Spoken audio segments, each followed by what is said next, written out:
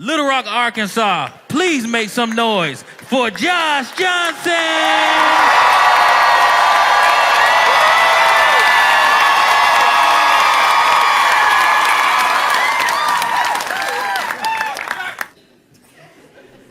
I don't know if y'all heard, and I am not an expert. I'm still learning facts about what happened as it's happening, okay? But this whole like Signal group chat thing is one of the,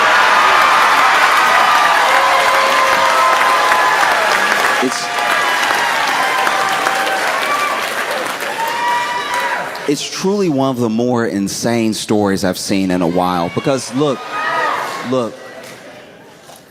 let's be clear with one another, okay?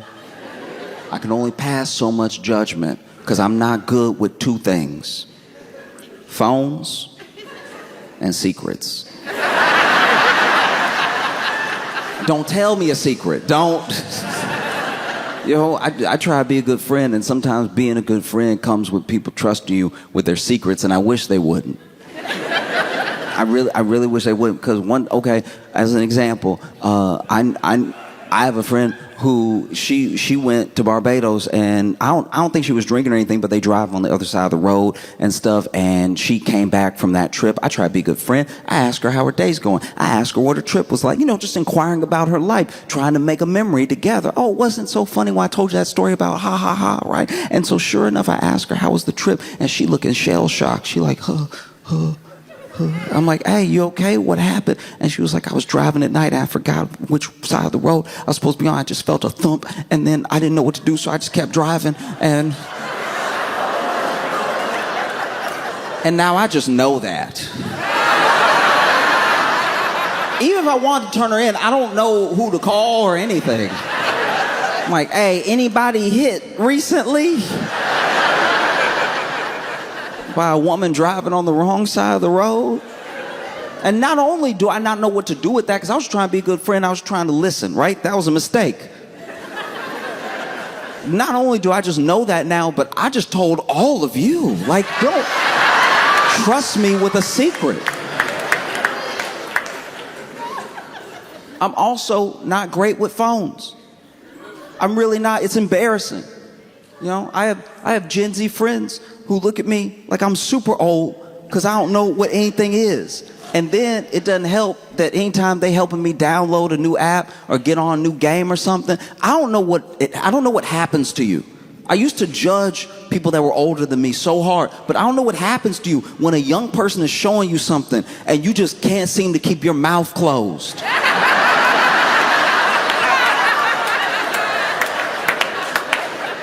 They're showing me how to do it, and I'm like, uh-huh.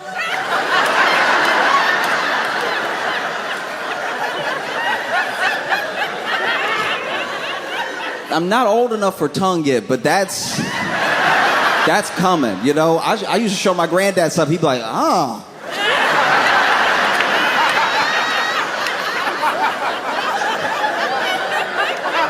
Ain't no way.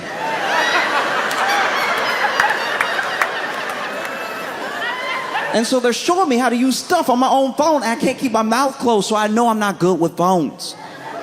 Okay? I be handling my phone. You'd be ashamed of me. You saw me on a day with my phone, flashlight on half the time. Out here struggling, wondering why the battery died. They don't make them like they used to. They don't make them at all like these. I also talk about how they used to make phones. That's how I know I'm also getting older. I remember other phones. They don't make them like they used. That battery used to last through the full week. Meanwhile, I'm spotlighting my feet. Look like my feet are on patrol.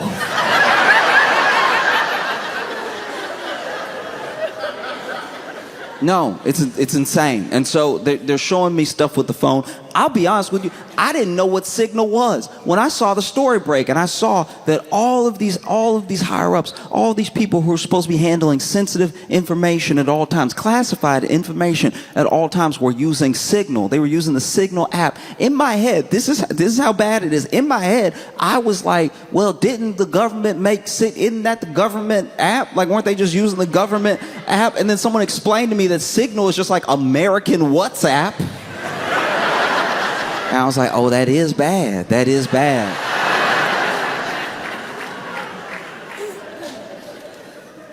I'm all for modernization too. I'm all for keeping things as modern as possible and learning new stuff. I love when these Gen Z kids are. Yeah, that is a loud one. I was trying to. I didn't know what would be ruder. You know what I mean? Like, because I almost said bless you, but then I was like gonna call attention to it. But y'all are like too polite. That is crazy.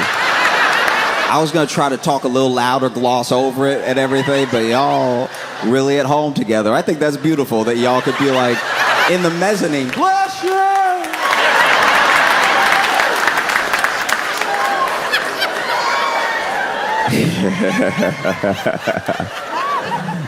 Yeah. No, I genuinely, when they're showing me stuff, I really appreciate it. I enjoy learning new things and everything. Sometimes I'm intimidated by how much I don't know about a program, but baby steps, you learn stuff. And when I heard that they were doing all this stuff on Signal, I was like, maybe that's too modern. Whatever happened to a phone call? Do you know what I mean? In the movies, aren't they always on the phone doing this? Where they're like, yeah, strike. Like that. You get taken less seriously as a country when you over here calling bomb strikes with emojis. Do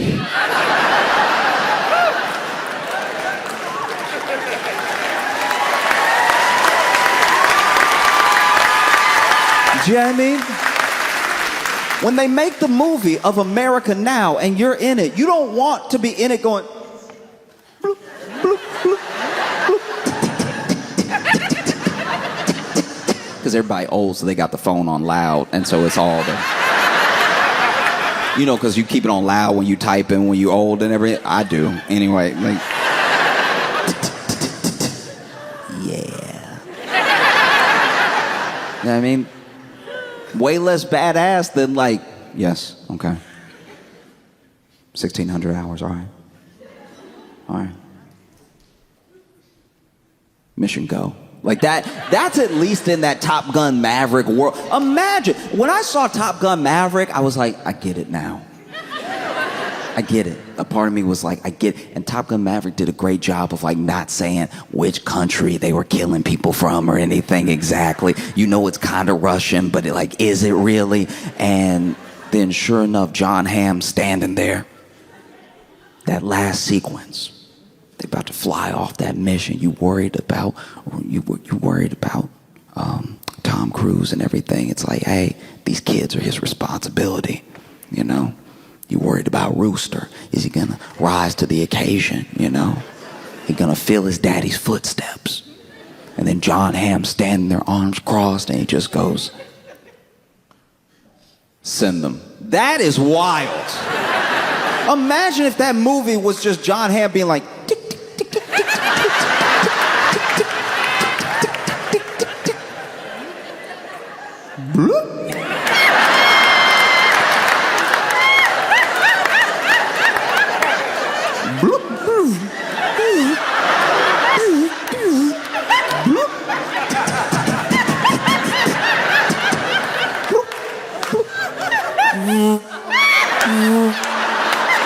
I'm sorry, I'm getting a call real quick. Oh, they got away.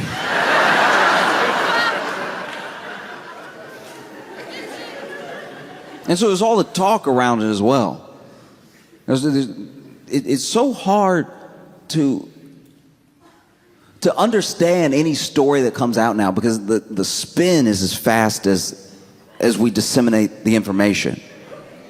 You know? So as soon as we were even hearing about this, there were people that were like, actually, they leaked that on purpose. They added this journalist to the group chat on purpose so that they could look like such a cohesive administration, and then he would leak it, and then they'd be like, yeah, we all friends. Because if you're not familiar with what happened, there was a strike that was being planned in Yemen, right? And there's a journalist that accidentally got added to the group chat, and the people in the group chat are like J.D. Vance and some heads of like intelligence and Pete Hegseth and stuff like that. And no one at first was really owning up to who added him. We later find out that I'm pretty sure Walls added him, and it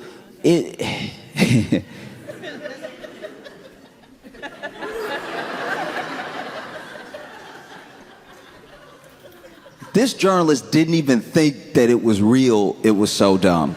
When it happened,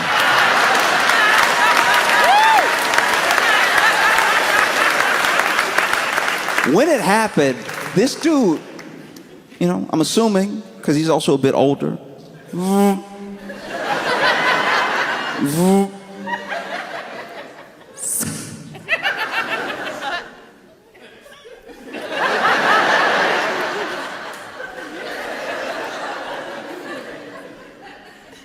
No.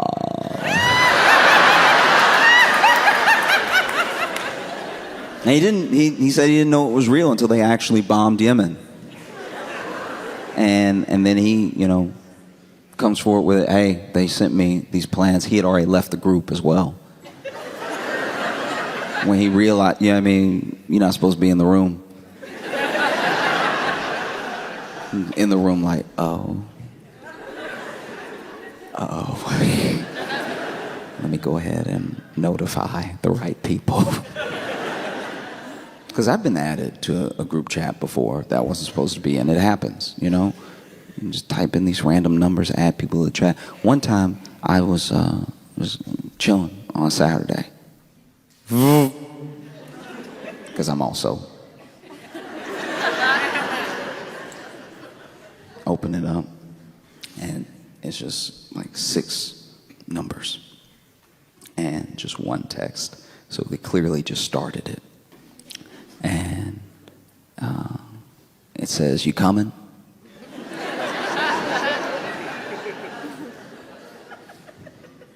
I could have been a good person.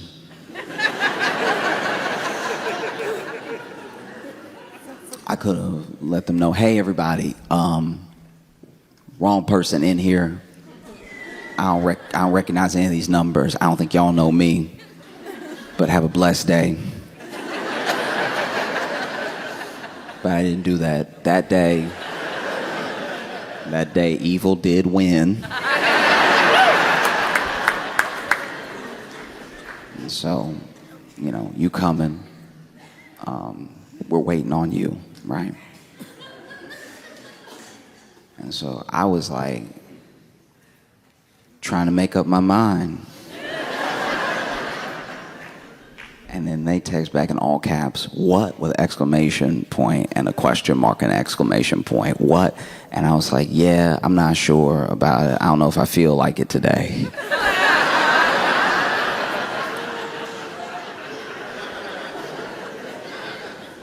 And they were like, we are all waiting on you. We're all waiting on you right now, right? And I was like, yeah, okay, let me get things together. And sure enough, I was watching TV and I forgot that I was doing this, so some time did pass.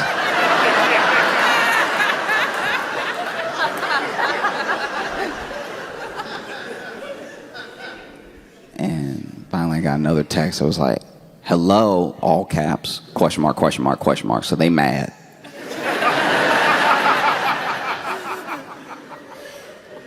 And I was like, oh, sorry, traffic.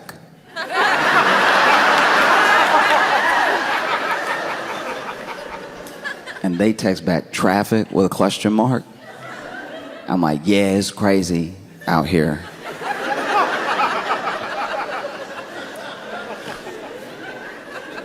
they text back, aren't you upstairs?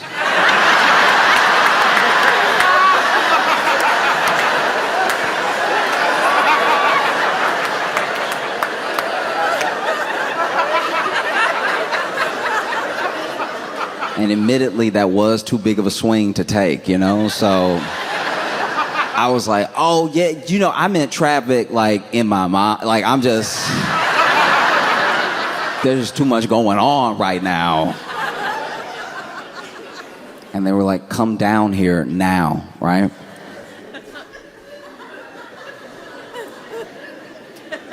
And then I text back, what if I don't feel like it?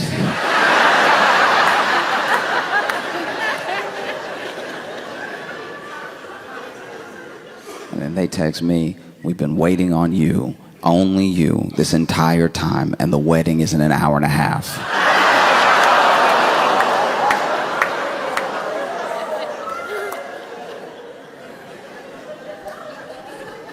And so I text back,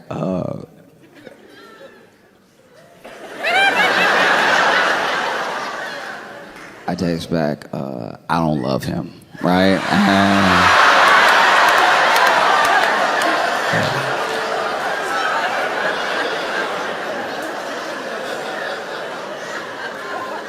And I see bubbles, right? I see the 3 bubbles going. That bubble is furious. It's disappearing a little bit of whoop, and then like coming right back. So in my head, they cursing me out, right? And then it finally comes through, and it's just 3 letters. It's, who? And I was like, okay, thank goodness. That was too big of a swing to take. I'm glad that I'm not the bride.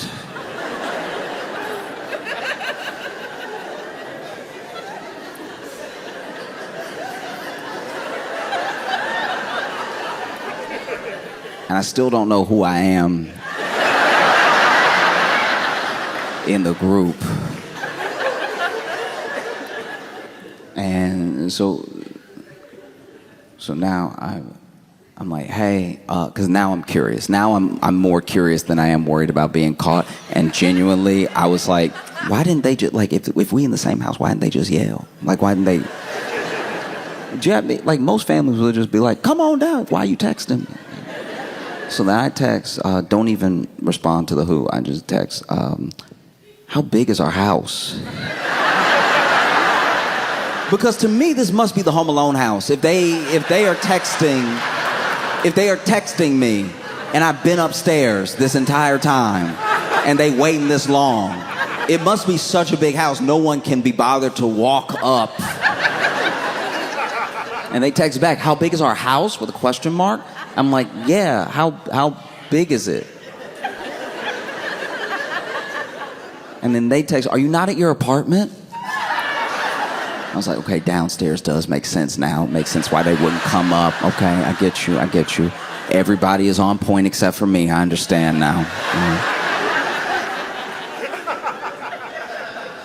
And so then I text back, look, yeah, I've thought about it. I've thought it over. And I just don't feel like coming, right? Quickly text back, it is your sister's wedding and you will support her.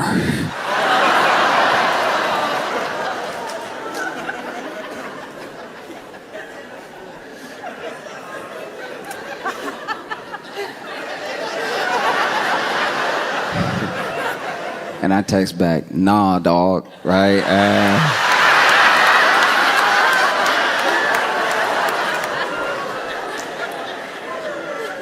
And I knew I messed up because they tried to call me, right?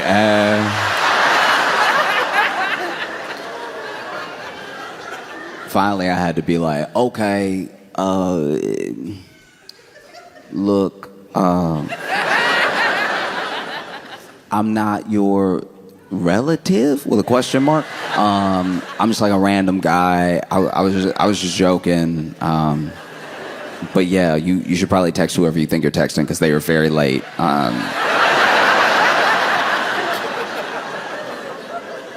And I just see bubbles, bubbles, bubbles, bubbles, bubbles, bubbles, bubbles, gone, bubbles, bubble, gone, bubbles, bubbles, gone, gone, gone, gone, gone, gone, bubbles, bubbles, bubble, gone. And I know I'm getting cussed out. Like it's bubbles, bubbles, gone, bubbles, gone. And then finally the message comes through and it says, I don't have time to deal with you today.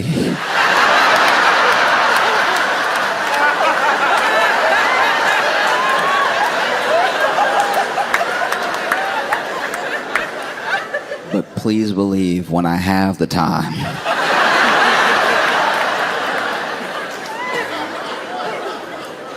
I will be addressing you thoroughly. I've never heard a threat like that before. Thoroughly.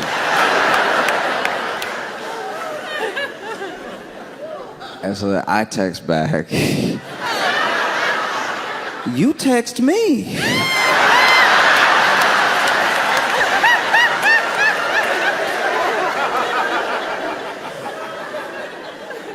So, when it comes to the Signal chat, I'm just glad it didn't happen to me. Because I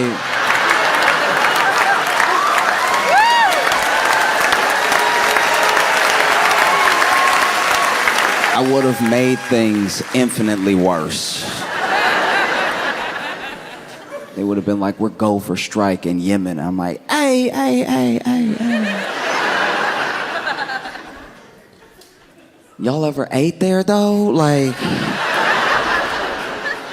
some good spots. Why don't we just let the plane take a day off? Like, chill. They'd be like, who is this? And I'd be like, y'all text me, all right? Asking me who this is. That's like one of the top 5 Southern pet peeves is like calling the wrong number, and you called the wrong number, and then you're like, who is this? And they're like, you called me. Explain yourself. Who are you? You the one in my house right now with your voice? You're the intruder. Explain yourself.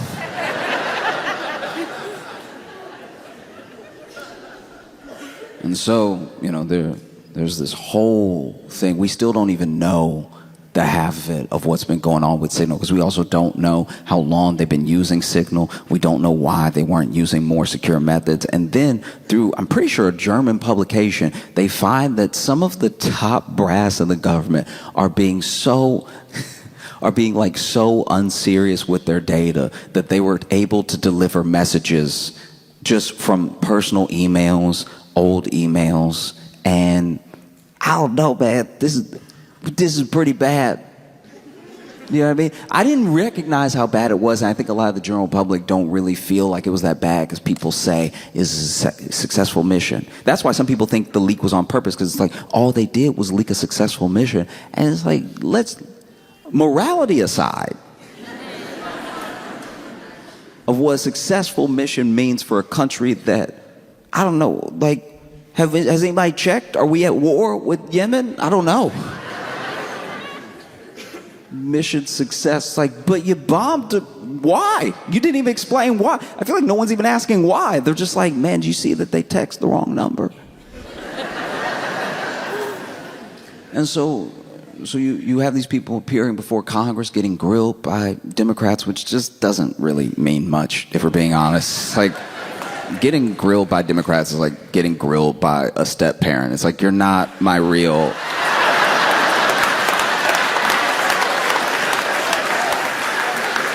But what are you gonna do though? What are you gonna do about it? It's like the first time you get big enough to really step to your dad, and you know you should do it, but you're like, what you gonna do though? I'll show you how to use your phone, old man. I'm training you now. We the same height. No, it's truly devastating. It's bad because never mind the fact that there are so many leaks, so many breaches, so much hacking going on, but there are still, like, you know, potentially entities from other countries that have infiltrated through other hacks that we forgot about because we get hacked so much we don't really care. I knew a dude when I was growing up that had his house robbed so much he moved and didn't tell anybody but left some of the stuff so they would only rob that place.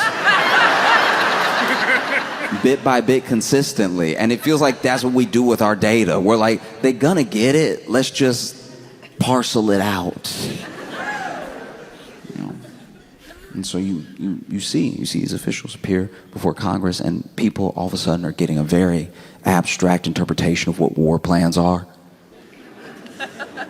Because they're being asked point blank by journalists, like, were those war plans? And they were like,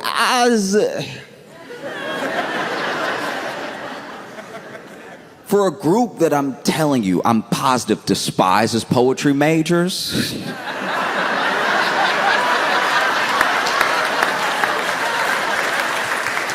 I know for a fact you hate liberal arts, but when they asked you to your face that they were war plans, it's like, what is truly?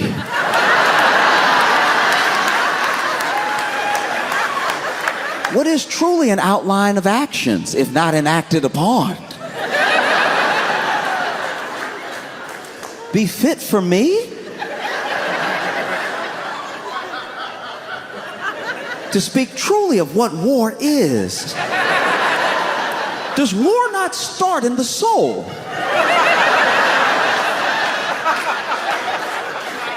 War as a concept is all around us. Love is war.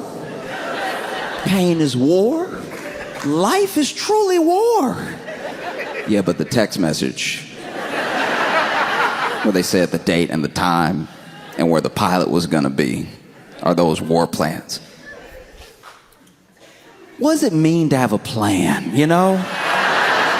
As Mike Tyson once said, everyone has a plan until they get punched in the face.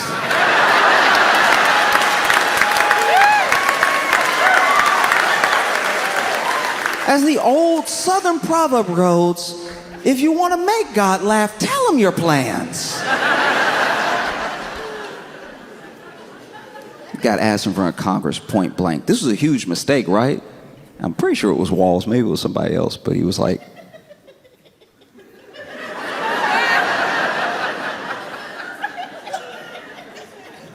no. All right, bro. Okay, do you? Oh. Because I wish I knew enough about how intelligence works, and I wish that I knew enough about how strikes work to explain fully how bad this is. But I think we know. I think we as a society kind of know as soon as you hear the whole story, like, that doesn't sound great. You wouldn't want someone to plan a surprise party like that. Imagine. Your friends try to get you together, and they talking about you so much that one of your friends accidentally adds you, and it's like, well, he's right here. Doesn't that kind of ruin the entire party? No. So much around phones that people don't understand. There was one thing, I didn't understand this until recently. I didn't know that you don't know, you have no idea who you are to a woman until you know how you're saved in her phone.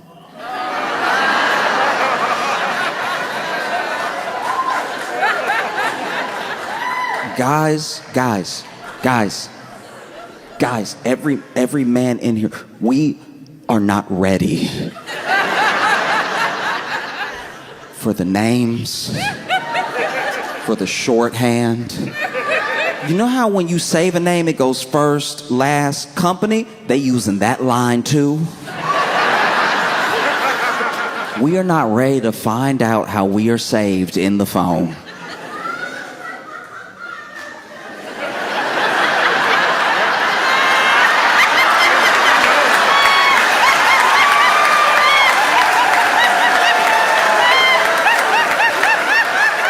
Telling, that's what telling is. I wish I was wrong. I wish it was just me. I wish it was just me getting bullied in other women's phones. These are my friends. These are people I've known for years, and then they saved me some type of way and just never changed it. Years ago, this is why I first had a hunch. Years ago, I I was with a friend, and we were hanging out. This has to be like 12, maybe even 15 years ago. We were hanging out, and she lost her phone. So she was like, can you call it for me?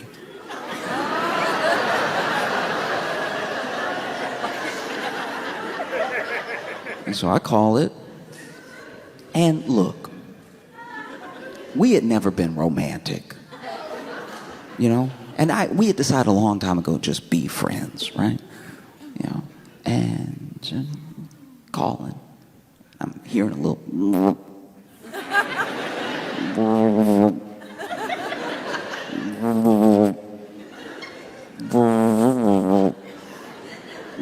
And then I find it in between the couch cushions, and my name saved at her phone was Nope.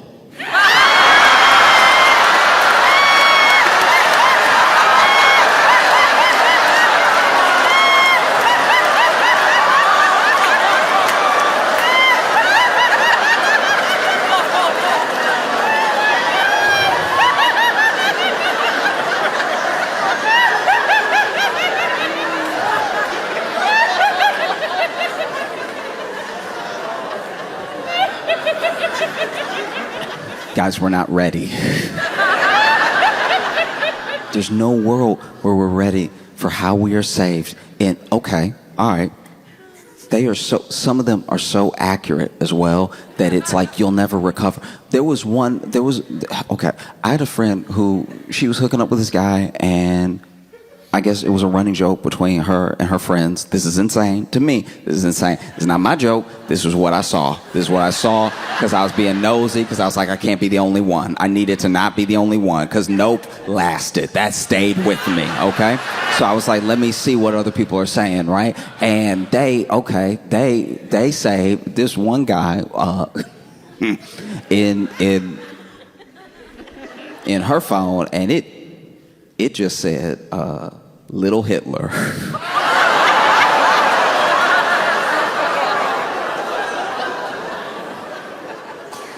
And I was like, can you please explain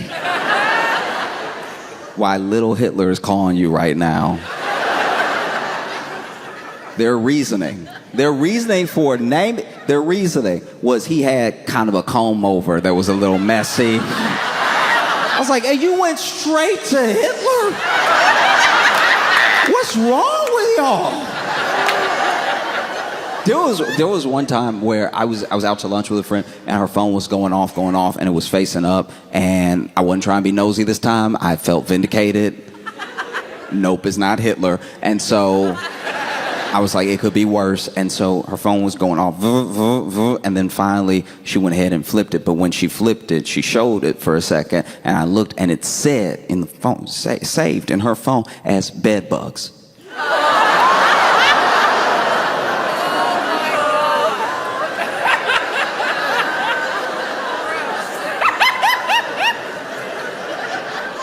And so I was like,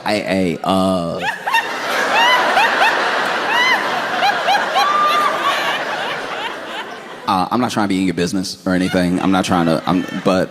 I saw when you flipped it over, because you had flipped it, because I didn't, because I wasn't looking until you flipped it until it was like this, and I was like, what's that over there? And so I didn't see until you flipped it that you had him say as, do you know who is bed bugs? And she was like, just this guy. I was like, does he have bed bugs? And no. He doesn't have bed bugs at his place. She called him bed bugs because she slept with him one time and can't get rid of him.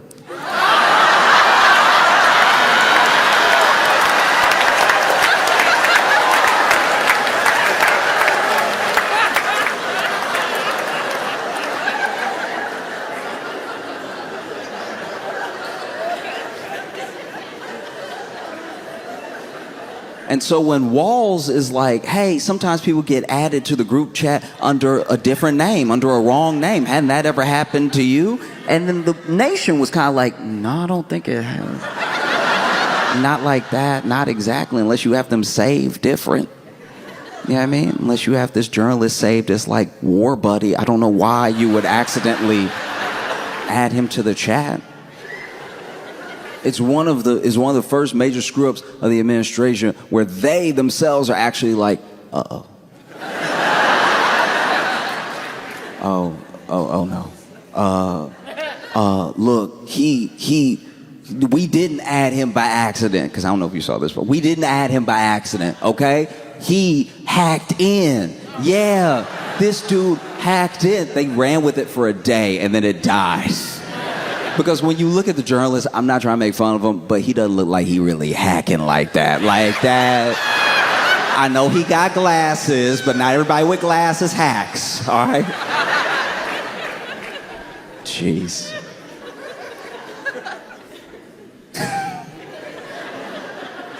And so now, they've been ordered by a judge to provide all of these backdated Signal chats that they're definitely gonna delete. Like, when I heard that, I was like, oh, come on now. That's like in one of those sitcoms, and the woman asked the guy for his phone, and he's like, yeah, just give me 20 minutes. It's like, yeah, that's what they're gonna do. No, it's insane. And it's like, successful mission, but by what metric? Why did we bomb Yemen? I still don't know. I would keep asking, but I'd probably disappear.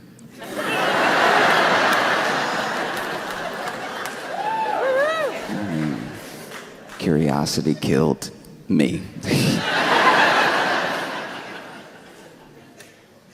And then when they were asked, like, okay, but you're definitely switching things up now, right? Like, you've learned from this mistake, and you're gonna move on, and you're not gonna use Signal anymore. And they, under, I think, oath, went, nah, dawg, nah. Pretty bad.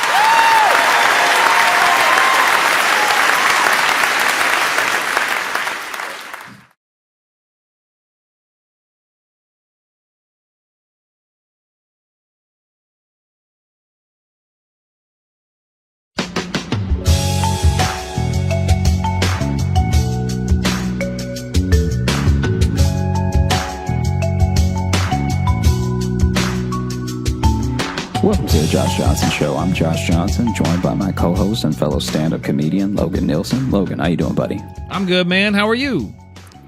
I'm very full right now. You're very full? What were you eating? Both on life and this curry, and it oof. like all my movements feel off. It's really slowing me down. Did you eat like a lot of it, or is it just like a dense curry? So not only did I eat a lot of it, I ate it quickly because I knew we were going to record. And so then I was finishing up something else and then wolfed down these 2 bowls. And I mean, I really burned my mouth too. Like it was a trial. I'm sorry, man. I mean, I'm sure I'll recover, but also, woof. I would hope so. If you didn't, there's something very wrong with you. If your mouth never heals. You remember in Chicago, I know you do, but Blaze Pizza? Yeah. It's for people that don't know, Blaze Pizza is basically Subway, but for pizza.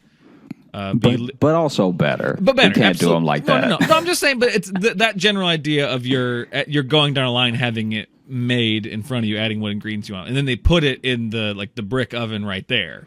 Yeah. And it cooks like that. That place, I was able to get into the habit of every time I went there, because they bring it right out of the oven, they call your name, and then you have your freshly baked pizza. And everyone, the first time they go there, they immediately dig in and burn the shit out of their mouth. So I started getting in the habit. I'd go there with new people, and then we'd sit down, and they'd all like start getting ready, and I'd go, nope, wait a second. It's gonna hurt. And I would just make everyone at their table just sit for a second. I'm like, trust me. You're going to want to trust me on this. I've hurt myself too many times on the fresh pizza. You just put up a caution light right in front of their plate. Well, I have a little timer, a little egg timer that I set for like 2 minutes. There's nothing that like in. makes you feel like an idiot more than burning your mouth more than once on your food. Because the first time is like, look, that could get anybody. All right, anybody can get got with that. Because it didn't burn your hand, so why would it burn my mouth, right? Yeah. But when you burn yourself that third time, you have to wonder, like, should I be able to vote? No, man, but you nailed it. It was like third time, but like the first time I went, I was like, oh my God, that's so hot. The second time was like, oh God damn it, I did it again. And then by the third time, you're just like, I need to learn. I need to be smarter than the pizza. Yeah, because even when you pick it up, when you burn yourself that third time, you start to you really change your perspective on a lot of things. Like you nailed it with the I need to be smarter thing, but I've also been like, how many more times am I going to burn myself? Like, because once I burn myself the third time, I'm like, I think I'm going to keep burning myself. I think I just don't know what hot is until it's been in my mouth too long. Right. Yeah. So no, do I understand temperature? Yeah. Now I always thought I knew what hot and cold were, but now I'm wondering, do I know it? Yeah. I mean, Blaze Pizza is well, that's even called Blaze. It warns you. Yeah, they tell you ahead of time. I'm sure this before Blaze, before Blaze, they were probably called like Robachinos or something, and they were like, everyone is burning themselves. Everybody's immediately burning their mouths. We need to start calling ourselves. How about blister mouth pizza? No, 2 on the nose, a little gross. Yeah. What about char mouth? And it's like that just sounds like a Pokemon. Yeah, and then they were like, how about Blaze? Blaze, there we go. Come on, Blaze sound good? Yeah, sounds like an American Gladiator. Okay, all right. Do because our pizza will punch you in the fucking mouth.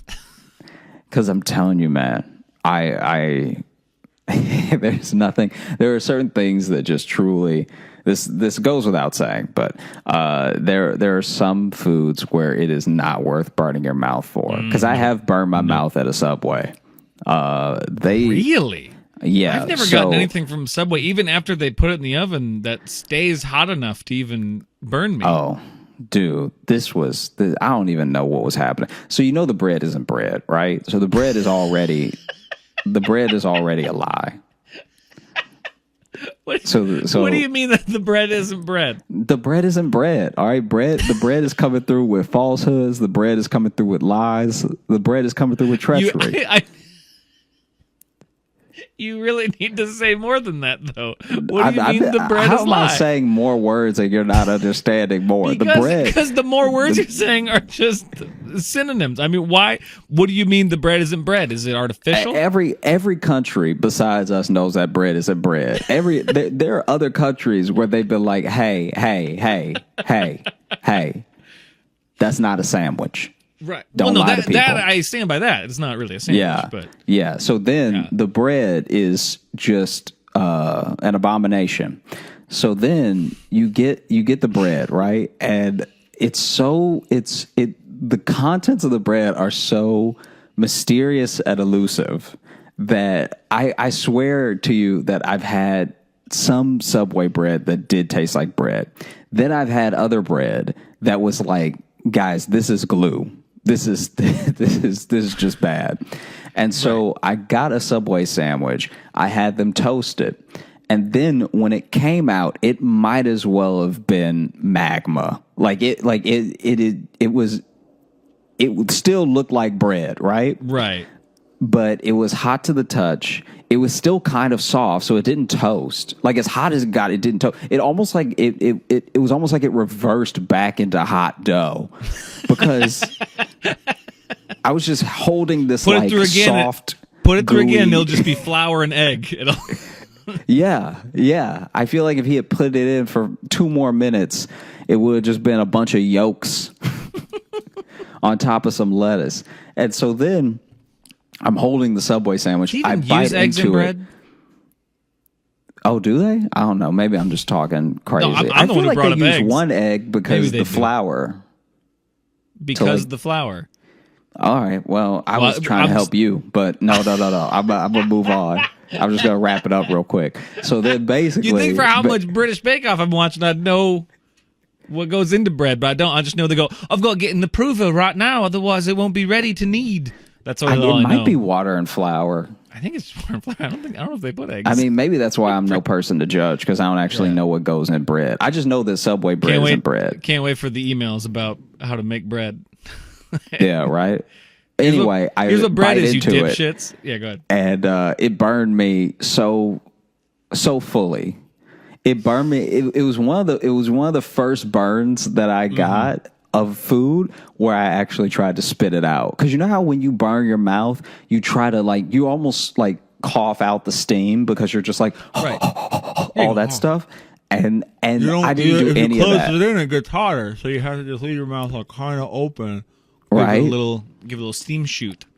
I didn't do any of that.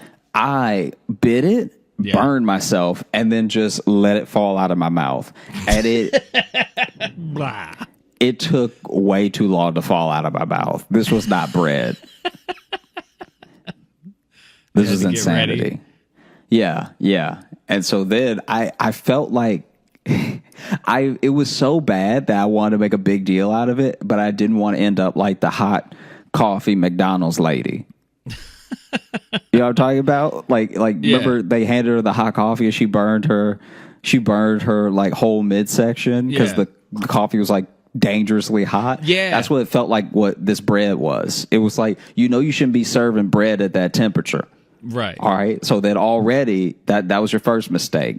Then you didn't even give it a second to cool. You just cut it and handed it to me. And I could feel how hot it was through the paper. And I was like, he just served me hot metal. And so then, it was my fault for biting into it, but I immediately tried to spit it out. But it was coming out of my mouth too slow. I feel like I burned. I did just burn my tongue and the roof of my mouth. I burned 3 lip hairs. 3 mustache hairs came with it. Just got singed on the way down. Yeah, you smell burnt hair now. Yeah. Because the bread touched your face. Oh, it was bad. That's interesting, though, you bring up the hot coffee McDonald's lady, because that's always one I love telling people about, because everyone just knows it as some idiot burned themselves with coffee and then sued McDonald's because the coffee was hot. It's that's not what happened. She got 3rd-degree burns and went into shock. Yeah, it's also great marketing on McDonald's part, because that's the story they told. They did a great job of twisting it, but actually she actually won. She got McDonald's to pay for her medical bills because she didn't want a huge settlement. She just wanted hey, pay for my new crotch flesh, because they had to do skin grafts. They had to literally do skin grafts on her thighs, and then they found they were serving the coffee at it was 100 degrees over what it was supposed to be or something. Yeah, that they're no one should be handed a liquid this hot ever. Yeah, you might as well hand them a gun. Yeah, a gun with cream and sugar on it. And and so she was in the hospital for a couple weeks, and then she sued McDonald's to be like, "Hey, can you help me? It's my skin." And she won. So really, it's a story of a lady beating a corporation with her singed thighs. But you may have to cut this. I'm just telling you now. Okay, great. But it is as terrible as what happened to her was, and McDonald's really put her through the ringer to get that money. Yes. They did not make it easy. It was a long, arduous thing. But imagine it to me, in a very removed way, it feels like when my friend's place got robbed and they had insurance, so then the insurance covered a lot of stuff, but it in order to cover some of the stuff that got robbed, they just basically got money to buy new versions of that stuff, so they ended up having a new better TV for the TV that got stolen, and new window panes for the window panes that got broken and stuff like that. And I'm just imagining what it would be like to win that settlement and get a whole new pussy.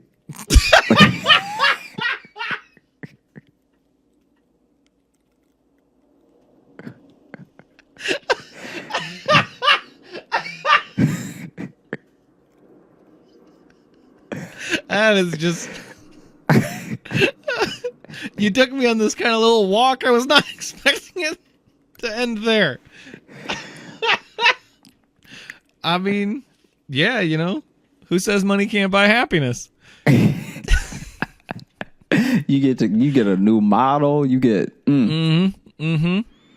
yeah. Grandma could be ruining men's lives with that new tight shit.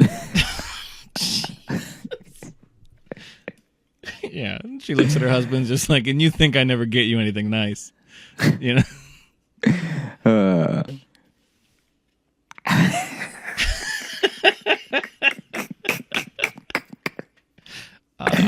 It's even worse if the pussy shows up in a box, Yeah, here's a new one. And just like IKEA, it's like missing 2 screws. Yeah, you got to send off for the other screws. I have to attach the Florbin to the Gyorkenkarg? What is Oh, man. Okay.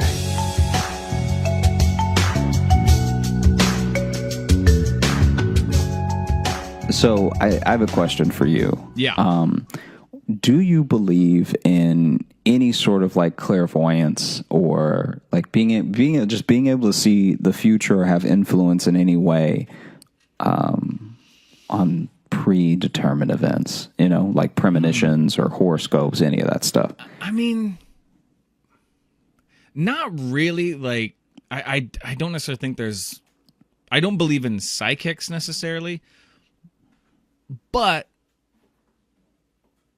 I don't know. There's some weird shit like I've heard of or witnessed. You know what I mean? Like I've had like relatives that have like weird, like they call somebody and be like, hey, you need to check on this person. And then they go check and like they were having a stroke or whatever. And this other person like, wow. Yeah, my cousin had one of those. It was a weird one. And like she just knew that someone needed to check on one of our uncles. It's like, so like that stuff kind of like weirds me out of like, And then like really vivid deja vus are super weird because I kind of have them as dreams ahead of time. Like I'll have like a dream of something, and then that's where I'll have the deja vu later of like, ooh shit, this is what I saw, like in my dream. And I know the thing with deja vu is like it's just something that can happen often enough that your brain just kind of recognizes it as the same. But so I don't know. That's kind of, I know it's a really non-committal answer I just gave you, but I don't necessarily believe in like looking at a crystal ball and be like, this is what's going to happen. But like that was Dracula. I don't know. I did. Yeah, Dracula I was voice. like, why is that a vampire? Call me now, and I will read your tarot cards. Yeah, I think that was my Dracula Miss Cleo, by the way, is what I was doing. Yeah, no, I could tell. What about you? What about you? Is that impression is very racist to people who don't exist. All those Jamaican vampires. Ooh, we gonna get some emails. Y'all out here playing games. Okay. Hey, I just want all y'all Jamaican vampires to know that was not me. Okay. Ooh, you gonna be in trouble. Because I know at least one of them from Twilight gonna come after you. Well, I guess I need to take this opportunity now to apologize to the Jamaican vampire community. No, it's too late. You can't do the apology in the same episode you did the thing. I gotta wait for the backlash. Then I gotta. Yeah. I mean, I don't know. I guess I'm glad you don't have Twitter because they be coming for you right about now. That's true. Well, you can get a hold of me, man. So just call me now. Oh, okay. We double it down. Okay. Yeah, I'm a bad boy. I'm an edgelord, Josh. Come on. Yeah. No. I. Yeah. What about you? Believe in fucking psychics? What do you? Here's the thing. This is genuinely, I think. You look at people who look at someone like Usain Bolt, right? So he is one of a handful of people, maybe 3 people in the entire planet that can run as fast. Who's a Jamaican vampire? Yeah. You're half right.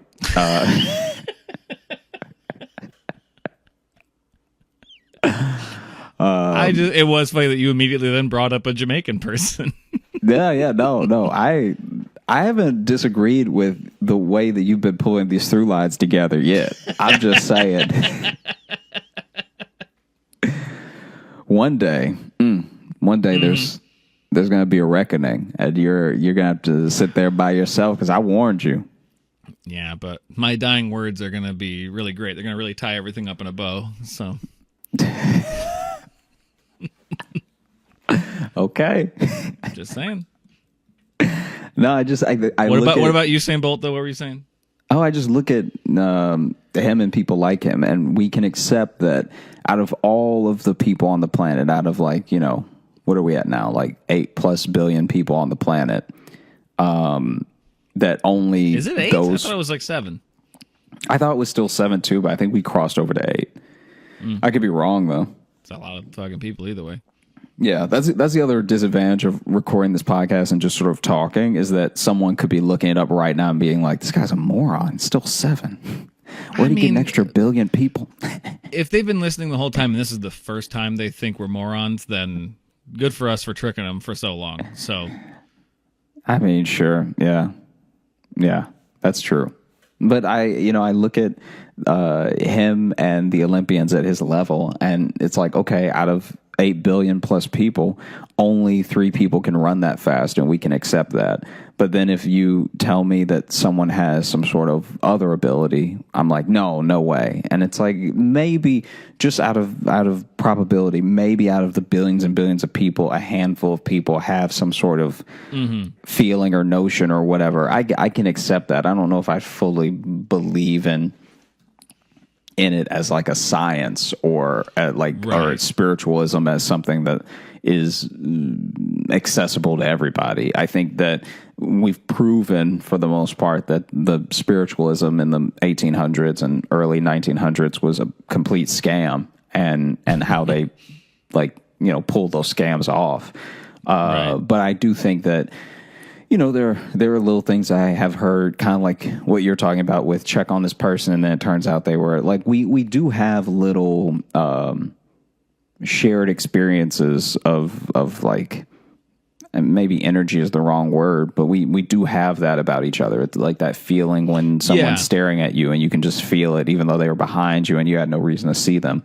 But for me, some people are more susceptible than others to like just the energies of other people, and I don't mean energies in like a like kind of a hippie way. I mean like the literal energy that comes off of creatures, and it's why dogs are so good at like sensing things around them and stuff. They're more attuned to that kind of electromagnetic field or whatever. It's people can be more susceptible. Like I think we talked about on a recent episode, but it's like why it's one of the theories of why some people go to like quote haunted places and they feel like, oh, I feel ill in this room. It's usually because there's a lot of bad wiring around there and they're super sensitive to that.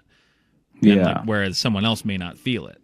Sure. So, I think those types of things are possible. I imagine I'd like to think that there's somebody out there who has those sorts of like feelings, like clairvoyance and stuff. But the thing that they can always feel is useless. Like they're just like, oh no, the guy on the bus next to me is about to fart. But then the bus is too packed, so they just have to sit there for the fart. That's the only shit you can predict. Like that's gonna suck. Yeah, that's what I mean. All you can predict are little inconveniences from people. Yeah. Oh, that lady's about to sneeze. I should back up. Hey, well, in this day and age, that's life-saving. Yeah, it could be. You have no idea. My Aunt Debbie predicted what time I'd be born at. What? Yeah, my mom went into labor with me and dropped off my older brother with my Aunt Debbie quick, like when they were going to go to the hospital. Like she just started having like the beginning contractions, and they're just like, well, all right, let's go there. And then just out of nowhere, my Aunt Debbie said, that baby's going to be born at 9:35. And I was. It's a real thing, and it's because of that. No, my mom, I every believe year, you. every year on my birthday, my mom calls me at 9:35 a.m. because I'm the only one that she like knows the time I was born, just because. I mean, it's written down elsewhere, but my brothers, I just don't think that one just sticks in everyone's head because out of nowhere, my fucking aunt just lobbed this amazing, full court shot. 935 buckets. Turns out your aunt was also like a midwife, so she just can tell from the contractions, like, oh, this is going to be a 3-hour baby. It's going to take a while. Is that the spinoff to 90 Day Fiance? Is 3-hour baby? But yeah, so like that. That's fucking weird.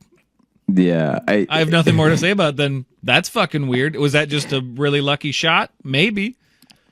Did something tell her 9:35 in her head? I don't know. Never really asked her. I wouldn't even want to know. I wouldn't even broach it. She might accidentally tell you how you die or something. You don't even want to know. Would you? That's a question. That's one that always comes up with people. If you could know about your own death, would you want to? Like if you knew when you were going to die. Yeah. I guess that then leads to the other question of like, if you found out, could you change it, or is fate sealed? And so, right. I guess if I could change it and it was something very dumb, then I would try to both find out and change it. But if it was something that was like a little bit more inevitable, I would just try to enjoy my life as much as possible up until the point. Yeah, that's the thing. It's like, if this is like, oh no, you're going to die in this day no matter what. And it's like, well then I'm going to live for that day then. I'm going to do everything I can to just have fun and make people happy. Yeah. But if someone was like, and I don't got to worry about really saving money, because if I know what day I'm going to die. you're going to die at this club. It's like, oh, I just won't go. I already don't like clubs. They're too loud. Who dragged me there? That's like, if the prediction is of a place I don't like going. Like, I don't even like bars like that. Why'd I go there? Yeah. Yeah. It's funny that you mentioned your aunt, because I knew a kid in high school who in front of me. So I guess his parents were there, and I feel like this was for science class or something, the reason he was asking. But he was like, Mom, what time was I born? And she was like, you were born right at noon. And then he was like, okay, AM or PM? And she just did the thing you did. She just sighed. Like, I mean, she just sighed forever. That is one that people fuck up a lot, because people think that 12 p.m. is midnight. A lot of people do, and they're wrong. But yeah, but he wasn't even doing that. Because the number wasn't 12. He was saying which noon. Said, that's true. Which noon? Yeah. She said noon, and he said, okay, AM or PM. Yeah. Which is a special type of dumb. Like, it wasn't as if... Lunch noon or dark noon? Yeah. Which noon was I born at? That dude, and then she went, and disowned she exhaled him. It was tobacco. Like it was a huge cigar. Oh man, yeah. I don't know. I have been thinking about it a little bit, just because I have had my own run-ins with fortune tellers that have not been pleasant. God, that is a loaded intro. I've had my run-ins with fortune tellers. So, because I grew up in Louisiana, and so when I would go to New Orleans, and this is much later, this is like when I'm in college and going to New Orleans and stuff. When I would go to New Orleans, they're just in like a French Quarter and stuff, and you're just chilling. As somebody from Louisiana, how big is like the for lack of a better word, the voodoo stuff down there? And I don't mean like everyone's practicing it, but I mean like how much of it is put on for touristy stuff in New Orleans, and then how much of it is like still kind of a cultural thing circling? It is. I would say it's closer to 50-50 than you think. Really? Okay. That's because I've met lots of people who genuinely, especially as the movement towards Wicca got big when we were in like high school and college. Yeah. I think that reignited a lot of the voodoo stuff that was in the South. Okay. And so a lot of it, if you're taking a tour, it's put on. Like a lot of it is obviously put on. Yeah. But then you do meet people. Like I've met a few people who genuinely practice like voodoo, witchcraft, like old religion type stuff. And out of the three of them, only one of them like scared me, where I was like, oh, okay, I don't know if I should be hanging out here. Yeah. Because it is a thing of like, you know, there weren't any shrunken heads or anything, but it's like you do have a lot of dead stuff at your house, and I just don't want to be here for it. Yeah, I mean, just be like dried bugs and stuff like that. And I was just like, I'm good. I don't really need any of this around me. And so I remember I went to New Orleans and I didn't even want to get my fortune told because I just think it's a scam, right? My friend paid for the 5-minute consultation, whatever thing, right? Yeah. And so then if I didn't just at least stand there, I'd be wasting it because it's like he already paid and was like, it's not for me, it's for him. And so then I do respect this hustle though. So then he pays for my fortune to be told, and then the fortune teller lays out the cards, like these are tarot cards, right? Yeah. Lays out the cards, lays out the last card, and goes, ooh, and then scoops up all the cards, and then walks away. And I was like, I think you just paid for me to now believe in that thing, because now I got to track this person down. To be like, what did you see? And it's like, what salesmanship? What really keep them coming back for more? Maybe it was like a card that was showing your friend killing the fortune teller, and she's like, well, I gotta go. No matter what it was for the fortune teller to be like, oh. Yeah. Maybe what if just fortune tellers get bored, and so like every 30th customer they just do something like that? Yeah, that's how they break their shift. They flip a card, like, you gotta go. you need to get out of here now. You need to go now. So you said that you think fortune teller's kind of a scam. The curbside ones, I feel like this is what it feels like for me.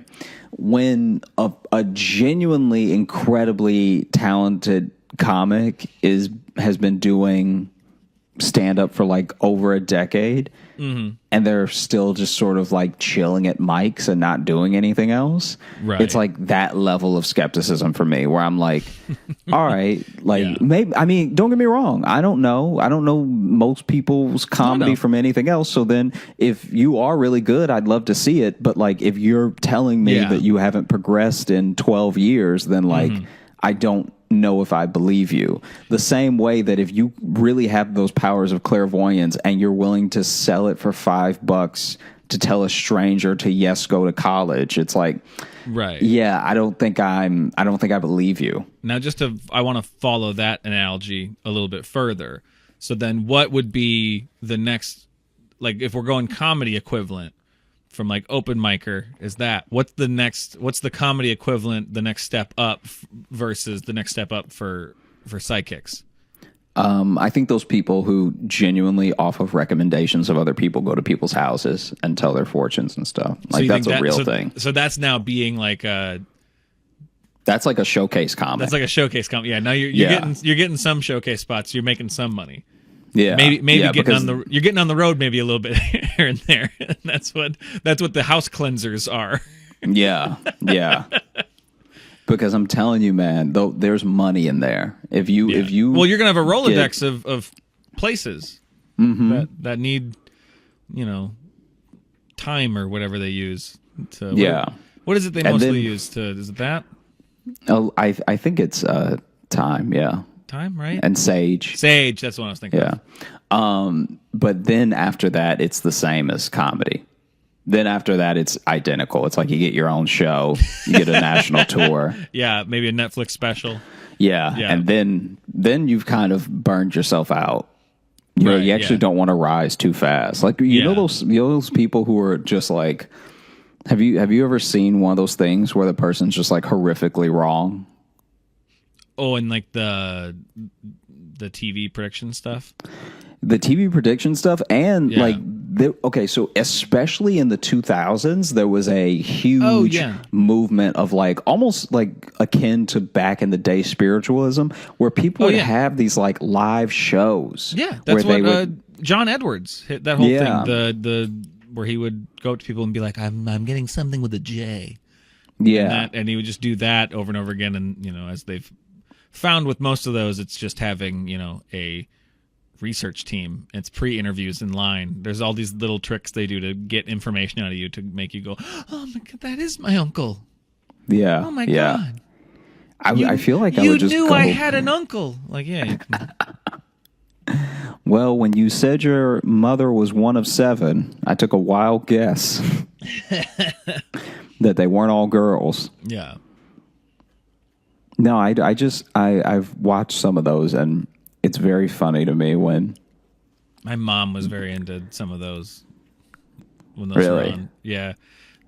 My mom, she's on this weird spectrum of mysticism. She there's clearly she kind of believes in some magic a little bit. Mm-hmm. But and then also she can be very pragmatic. I don't know. She's in that.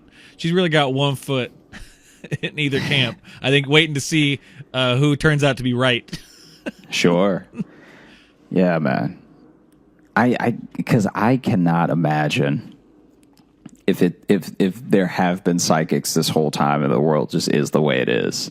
That would either mean that I feel like it is. I feel like if there really are psychics, and the world is the way it is, they either are only ever using their powers, right down to each human being that has the powers. They're only ever using their powers for personal gain and just keeping it to themselves and taking care of themselves and their family, or they sound too dumb to listen to. They freshly burned their mouth. And so now they're trying to tell everyone, guys, we gotta get out of the building. We got to get out. Oh, did anyone else have that pizza? It's so hot. It's so hot. They're about to, Pearl Harbor is about to get bombed. Wait, what are you saying? The Japanese are about to bomb Pearl Harbor. I need water. I need What are you saying about my knees? No, the Japanese. Oh my God, it's on fire. Why would you cook that hot? No, it's Pearl Harbor. Oh. I'm just saying, I feel like maybe they... Or, here's my thought. What if they can predict the future, but then they can also predict that if they tell anybody how they're going to make it even worse. So they got to be like, I got to just keep this to myself. I suppose so. That actually would be a dope movie premise. That's an interesting to movie be idea, like, right? Yeah, you the psychic who knows he can't listen to his premonitions, otherwise it will just screw up time. What would be really funny about it is that all of this stuff is happening on this Inception Christopher Nolan level, but the actual story world is taking place with a guy just sitting on the train. Because in his mind, he's just thinking about what would happen if he did the thing, and then what would happen, and then what would happen, and then what would happen. Oh, shit. And I just realized it that would just movie. be him sitting there. That movie exists. I just realized. What is it? And it sucks. It's the movie. Are you going to say Next? With Nicolas Cage? The Nicolas Cage movie. Because Not quite, though. Not quite, because with Nicolas Cage. Okay, so but it's the same thing though, where it's it ends. Spoiler alert for Next, but it goes through this whole action movie of him predicting stuff. But then the whole conclusion is that he realizes if he meets this girl, it all goes that way, and so he walks away from her. That's kind of how it all goes, isn't it? Or it takes a huge step back and undoes a lot of the movie, where it's just you realize that's all just premonitions. Yeah, I feel like it did to the middle of the movie, though. Maybe maybe not when he met her, but also, this whole tangent was too. Yeah, sure. Butterfly effect is a much better movie. Damn it! This movie's been written and it wasn't good either way. I had a good movie in my head. I remember it being fine when I first saw it when it came out, and then I'm sure if I watch it now, I'll be like, there's major plot holes in it, which is fine. But when you have a movie that has like strict rules, and then you at one point you just decide to not follow the rules, because that's like how he gets out of prison, is by the movie breaks its own rules. I feel like we started on a talk about if we believe in premonitions and stuff, and we've now moved on to spoiling every movie from 2005. Well, I may not believe in psychics, but I could have predicted that would happen. I knew this would go off the rails enough. I knew it. I knew we weren't going to stay on topic. Anybody want to know the international treasure? I'm crazy out here. Hey, I'm holding back right now to going off on butterfly effect more, so, Yeah, this is honestly the movie version of the air hockey conversation for listeners. This is this. I can only imagine if you really thought we were going to go somewhere interesting, and then we were like, yeah, but our movie idea. No, someone watched our worst pitch meeting happen in real time right now. Oh, I would love it if we did a pitch meeting where in the room we realize the movie we're pitching has already been made and we don't like it. Imagine that, like doing that, like at a conference table with studio execs, and then be like, "Oh no, wait, that's like next. Oh, that wasn't good. Never mind. Thanks for having us." Yeah, I'm so sorry to take up literally any of your your day. Now those Danishes out front, are those for anyone or? I find when you have to ask, they're not for you. No, they're not. You got to be confident and take them. People usually tell you when the Danishes are for you.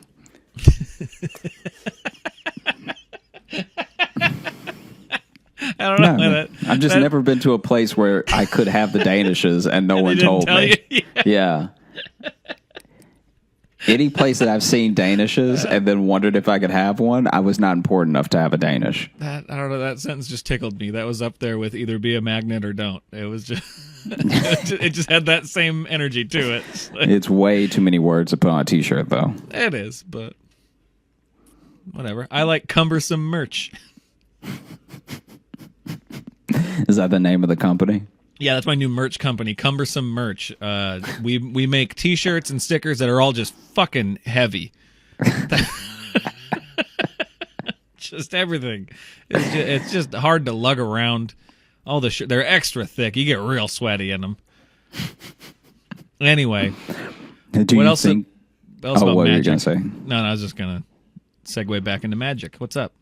Oh no, just I did get a fortune cookie one time that predicted the next day that I had. Really? Yeah. How so? What did it say?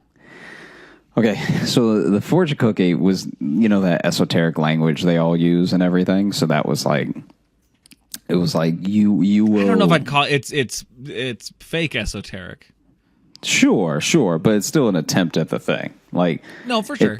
It's not. It's trying to sound profound, but when you think about it for any amount of time, you go, "That's the most vague shit I've ever heard." Yeah. Anyway, let me see what my lucky numbers are. It was like, you will have to be more flexible than you've ever been before, which was like weirdly direct, right? Because it was also like when you're eating Chinese food too, getting full, you don't want to think about, I gotta limber up now. Right? I got the meat sweats. I'm gonna lay down after this. I gotta start stretching out my hammies. Shit. Am I about to get chased? Am I about to get chased right now? Tell me. You have to tell me, fortune cookie, if I'm about to get chased right now. Sorry, go ahead.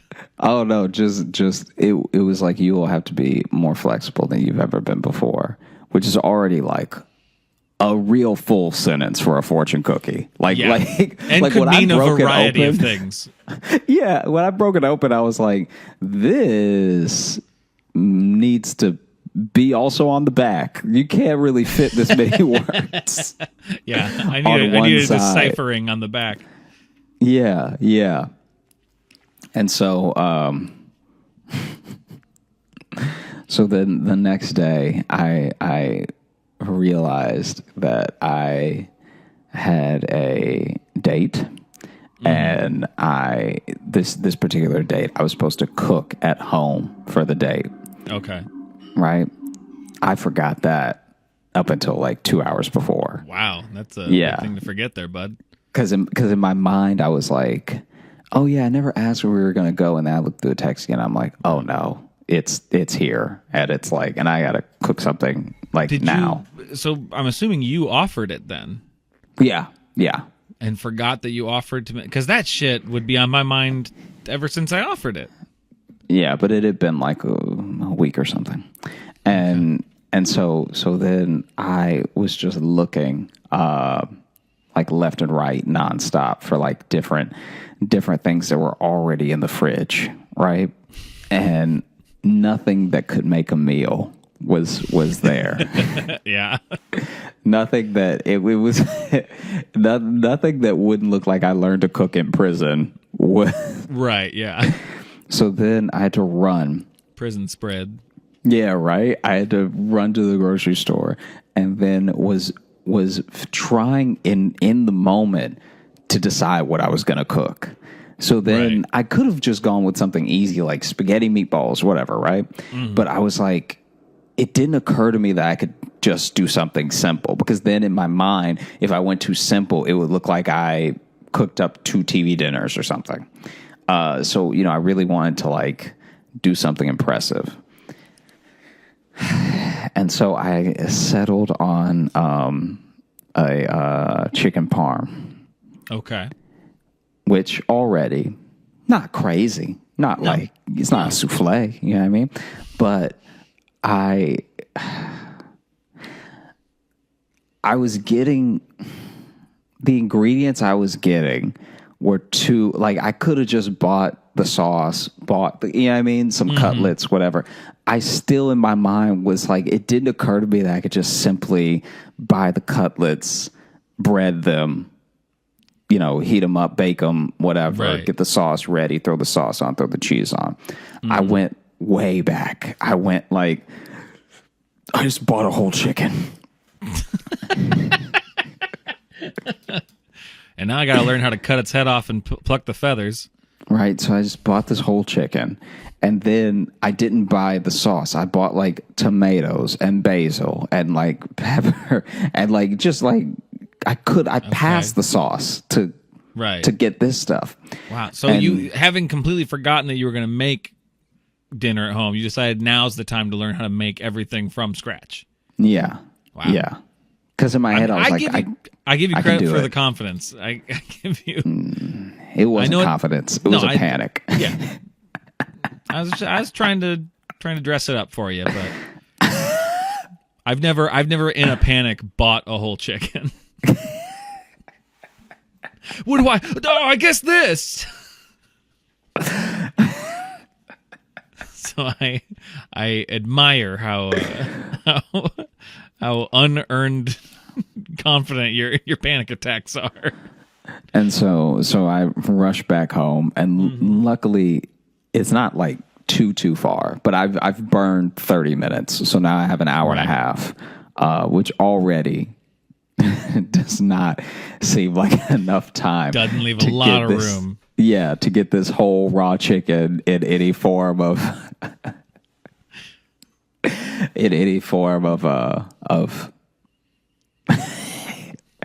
edible. Without poisoning both of us. Right. Wait, so did you decide to try to cook the whole chicken? Yeah, in my mind, it was going to be quicker to cook the whole chicken than cut a piece off and cook it. Obviously not. Fucking obviously not. Because I also so much faster to just cut a little piece off and cook that. I thought the juices would flow better and stuff. I thought like... Wow. And so then I was trying to do so many things at one time. I was like grating the cheese because I had bought a block of the like Parmesan cheese. So I was grating the cheese onto a cutting board, and then I was also chopping up the tomatoes and like dicing some onions, all the stuff. And then the chicken was like, right on the stove and everything. Right. And then I don't remember what I was trying to do that I had to move the chicken, but basically I was also trying to make this like appetizer that was also breaded. So maybe it was like mozzarella sticks or something. I was trying to make something that was like that also breaded. Dude, jeez. Yeah, this is a bad idea. And then I end up moving the chicken. I'm now really glad that my panic attacks are I just kind of sit down and freak out for a while and don't decide to just plan a 3-course meal from scratch. I'm glad I panic differently. 3 courses, please. So anyway, you already got apps in a whole chicken. So anyway, I had to move the chicken to make more room because the kitchen was not like a real kitchen. It's like a half kitchen. So then Where was this at? Was this It was in Chicago. Was this your studio? Oh, yeah. This is, and so then I move the chicken from the stove to the fridge, and the fridge door is just staying open because I'm just in and out of it, like grabbing stuff, putting stuff back, everything. And then I am trying to basically get these mozzarella sticks ready because in my mind, this is also very backwards, but in my mind, I was like, if I can at least get the mozzarella sticks done, I could always... Yeah. I could always finish the mozzarella sticks and then be like, oh, yeah, and I had a great follow-up, but we're going to have to order out. Like, because at least there's something, you know what I mean? Take care of the easy stuff first, right? So then... as I'm moving the chicken, it's on a plate in the fridge, right? Fridge door is just open. I don't know what happened to make this happen, right? But it just starts to, maybe it was because of how I quickly placed it there, but it just starts to almost roll out of off of the plate and out of the fridge. Yeah. And so then I make a jump to catch it because I'm like, this chicken cannot fall on the floor. Right. Like I'm already not making a good dinner. You know what I mean? And I've done all the stuff, like where you take the syringe and you put it in the chicken and stuff like that. Like I've already. What do you call it? Is it basting? What's it called? It's basting, but like the way the hand signal, like your hands are so far apart in the miming you're doing, it looks like you're harpooning it.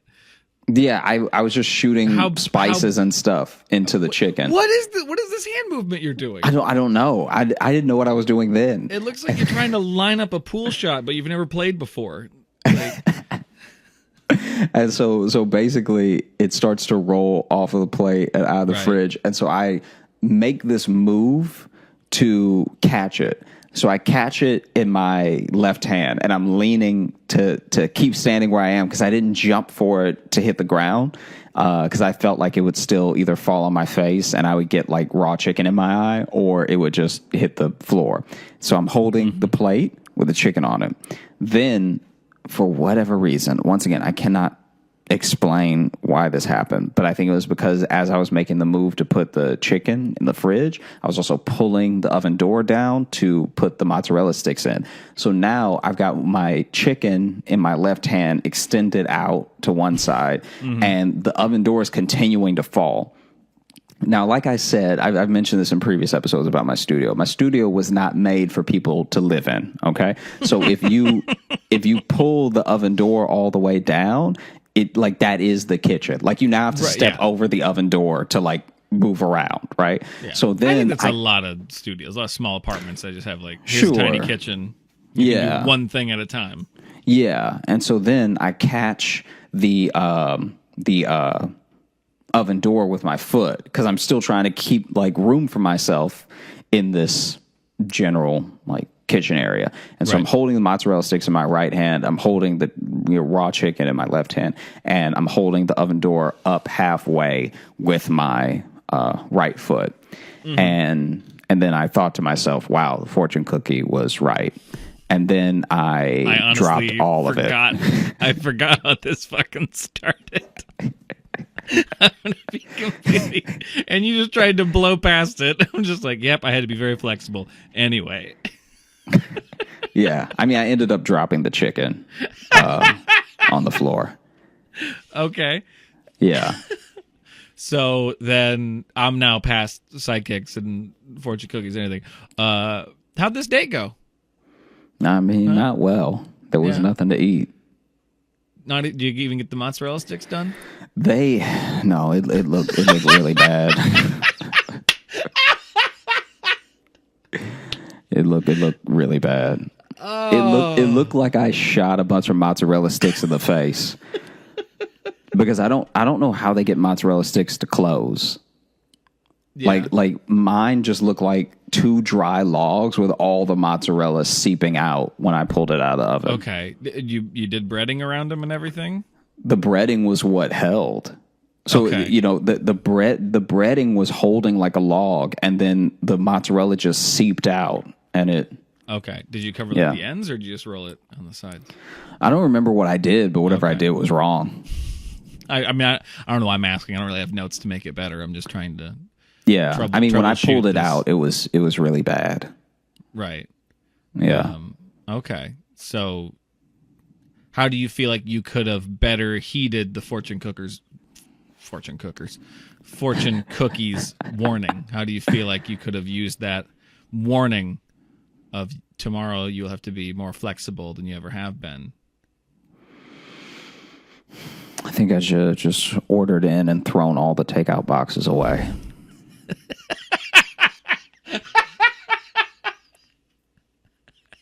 I should have just lied.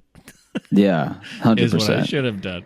Because now I bought a whole chicken, dropped it on the floor, and everything that I squeezed into it is just shooting out. It was like a firework, like a poultry water balloon. Yeah, because it hit the ground too hard, so then it just exploded in my kitchen. So that's the other reason I didn't get anything else cooked, was because I spent that whole time that I had left cleaning up the walls and the floor, because I was like, even if I cook the most amazing chicken parm now, it's going to smell like raw chicken juices all in my kitchen. Oh, man. My favorite thing about doing this show is how we can start with any topic, of even starting with mysticism, the idea of premonitions and psychics, and it still ends with you just dropping shit. I didn't even know a chicken could do that. Like, you would think the chicken had way more holes than the one that I was putting all the juices into. Right. Because it legit it was like someone put a stick of dynamite in it, because obviously it didn't explode where there was like a chicken wing over here and a thigh over there. But if anyone would find a way to do it, it'd be you, bud.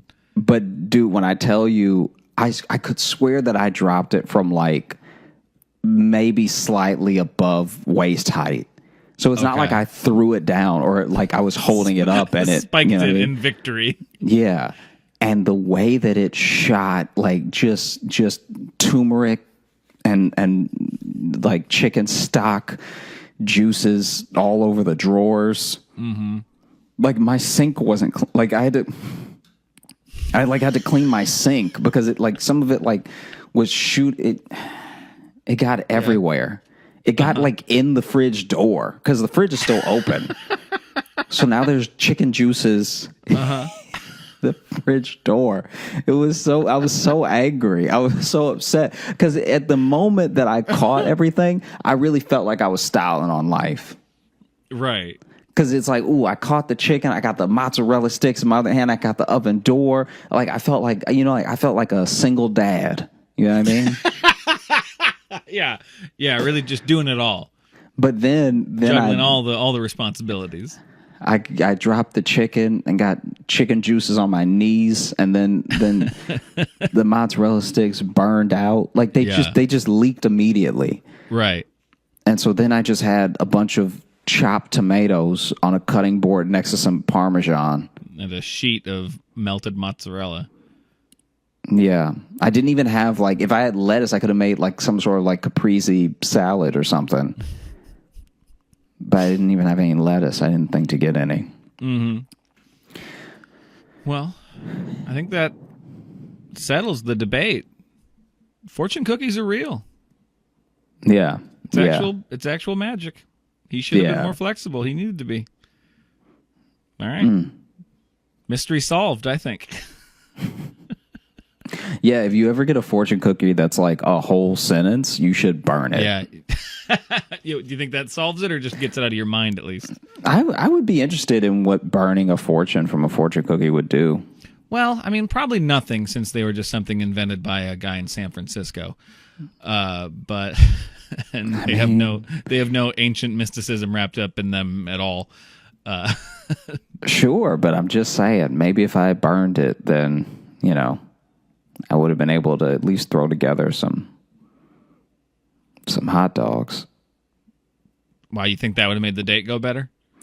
I think having as if she came over to your apartment, any food prepared would have made it better. I don't know. For me personally, I'd rather know someone screwed up trying to make something good than if I got there and they're like, "Yeah, I made hot dogs." And I'd be like, "Okay, really? Would you rather? Yeah, have a hot dog or not eat?" Those are your options at 7:00. Well, we can always go somewhere. Yeah, so we can always go somewhere.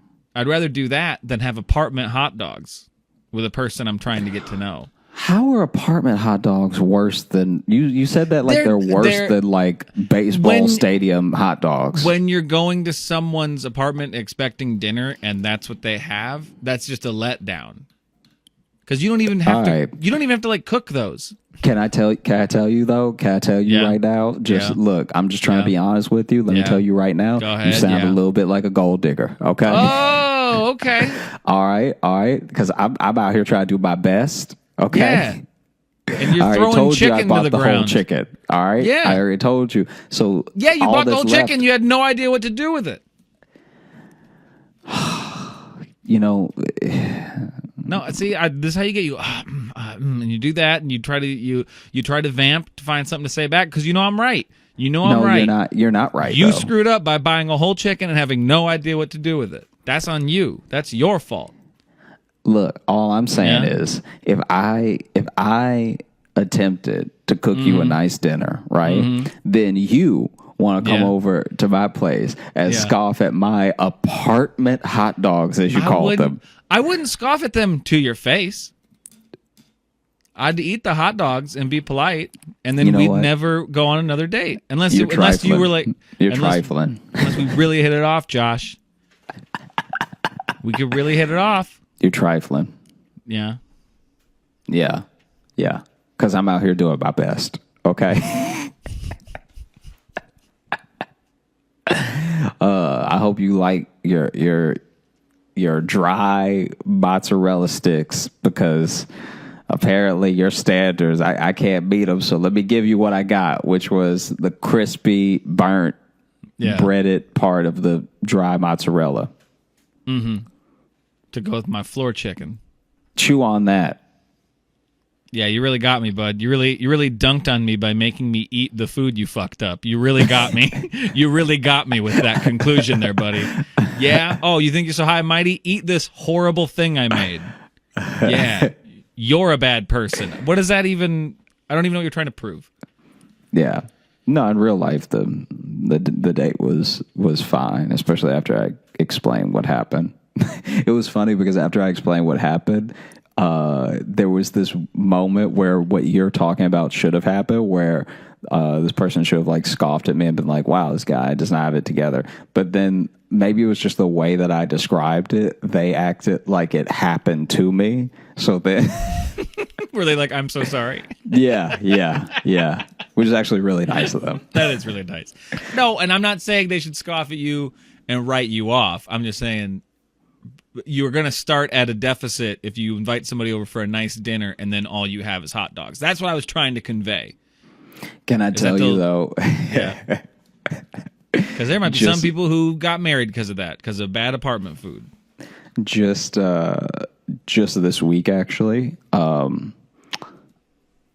girlfriend went to go get a COVID test, and while she was getting her COVID test, it was like raining, and she was like had to stand in this line for a really long time, longer than it took me to vote, and it's pouring, and so it's like, man, if she doesn't have COVID, she's definitely gonna give me a cold, because this is not good conditions to say you're about to go in a medical facility, right? Right, yeah. And so then she texted me and she was like, hey, do you want to start dinner for me? And I was like, yeah, sure. Like, I tried to play it off like cool, like, hey, it's okay, babe, I got you, And then immediately after she sent that text, I panicked and I was like, what did we even say we were going to have for dinner? So then I bought a whole chicken. Anytime Josh panics in a grocery store, just this. See, you trying to bring up old stuff. Yeah, old shit that we covered minutes ago. But then I started this curry, and I had watched her make the curry a handful of times, right? She's made it plenty of times, but I've only ever really paid attention a few times.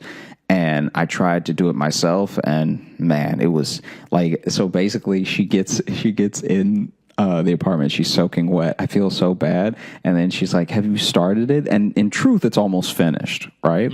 So it was wrapping up as she got back. But then I was like, listen, okay, I don't know if I burned the couscous or not. And I'm going to tell you, I started boiling the water, but the water won't boil right, okay? So then I tried to boil another pot of water, and then I just had to pour that out. So maybe I'm trying to boil too much water, okay? But I chopped up the carrot, chopped up potatoes, got sweet potatoes in there. I did everything I was supposed to do, but the curry won't act right. And then once again, she was like, oh, it'll be okay. And then at that moment, the fridge just popped open and a chicken rolled out. Yeah. Blood everywhere. Can you imagine? Because that was the thing. It took me so long to clean up all that chicken. Mm-hmm. Like, it was that, like, even if there were specks of blood on me at the beginning of the day, just look, I know what it looks like, but it's chicken, I swear. Yeah. Anyway, you just stay here. I'm going to go clean myself off. Here's a cookie sheet of cheese. Yeah, I'm going to clean Peel myself off whatever off. You want. You just stay right there. You don't move, okay? You don't move, because you might step in chicken juices. Don't move.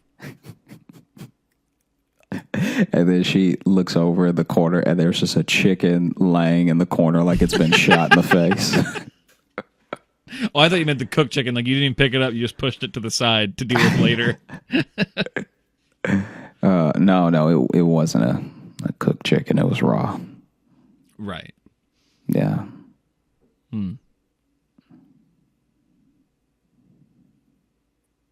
Should have been more flexible.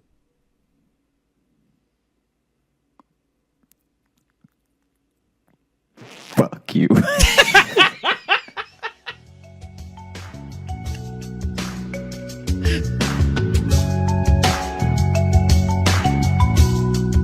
Thank you so much for listening to the Josh Johnson Show. If you want to follow us during the week when we're not doing the show, when we're just living our lives, you can find us what? I just like that. That's true. I know, and I just like the explaining of, if you want to follow us, not at this moment, but if you want to know what we're doing aside from this. No, it was a good explanation. It just, I don't know, made me chuckle. Where can they find you, Josh? You can find me on Instagram at Josh Johnson Comedy, on Twitter at Josh Johnson, Facebook at Josh J Comedy, and YouTube at Josh Johnson Comedy, where we are going to be posting full episodes of this very show. Might and if even you're be looking this for one. Logan, Really depends how Logan's editing goes. Maybe this is one. We'll find out. If you want to find me, I'm on Instagram at Logan M. Nielsen. And if you want to email us here at the show, you can email joshjohnsonshow@gmail.com. We're actually coming up this next week. We're trying something different. Instead of our Monday minisode, we're doing a little mailbag Monday. So we're actually going to be answering some emails and talking about some reviews there. We're going to try it. We're just going to see how it works as a separate thing, because we're getting a lot of emails. We want to keep up with them and give you guys your credence, because we really, really appreciate you guys reaching out. We're continually amazed at how many people we get reaching out to us. And I'm going to say this one, we haven't mentioned this in a while, but our theme music is by Brad Kemp.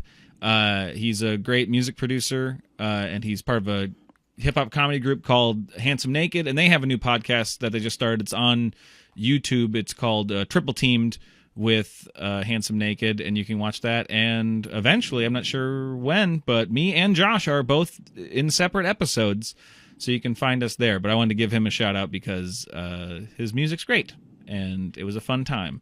And now I'm going to be done talking.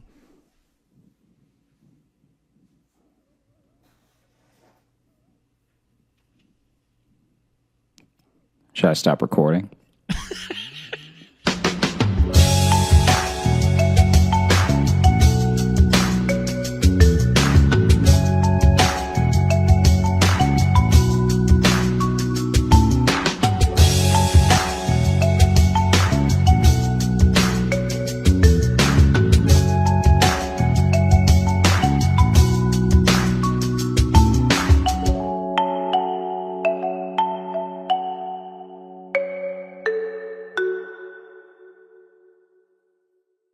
I have been absolutely obsessed. I don't know if you've heard, but there has been a viral Chase money glitch.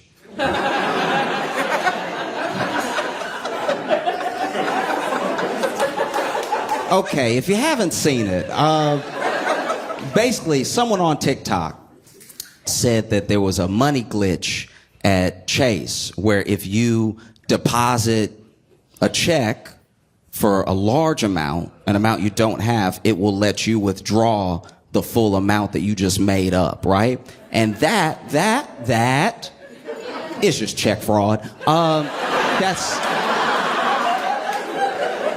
That's actually the plainest fraud you can do. To walk up to an ATM and be like, I'd like to lie, please. That's not legal at all. And so I saw the TikTok and I was like, uh-oh, I hope nobody does this. I hope nobody does. I hope not a single person does this. I hope no one does it because it's the worst type of fraud you can do. I hope nobody does this at all. And then I went to Twitter and 6,000 people had done it. Like, in the time that I saw it, there were already people who were like, yo, we out here living. And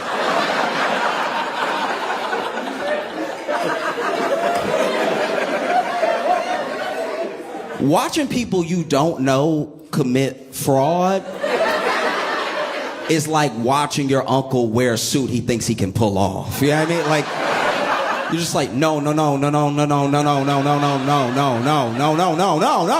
in front of everyone, not in front of everyone. Because that's what it was. It was in front of everyone. They not only did the check fraud, but they all made videos, which is how I was watching. This wasn't a rumor. I was like, that's a high definition camera that you are committing crimes in right now. I am so, man, the jails will be full. That's a lot. Because, you know, they were playing with money that they didn't really have, and they were spending it on things they shouldn't have been spending it on. And so, you know I'm not the first person to say this. I'm late when it comes to saying this, but I need to say it just to reiterate one more time in case anybody doesn't understand why check fraud is a very, very bad idea. They went to Chase Bank, right? And then they wrote their name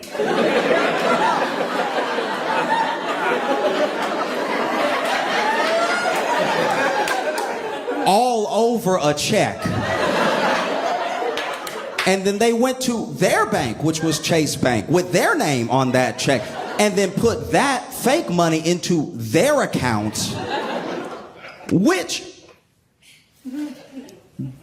your bank account has every number that makes you identifiable. Like, your bank has your address. It has your social security number. It has the numbers of places you used to live. Like, they have so much information about you. Chase might as well just go to the police station and be like, we need to make a few printouts.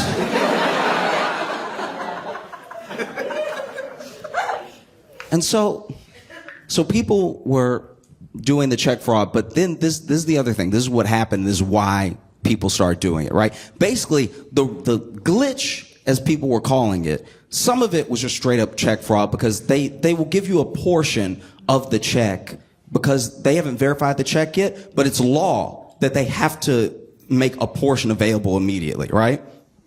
And so there was a mistake for maybe, who knows, 10 minutes, an hour, where someone put in a check and it gave them the full amount immediately. It did not do that for most people. Most people got a portion. So when you see them throwing money, they definitely had to pick it up right after. Like, it's like...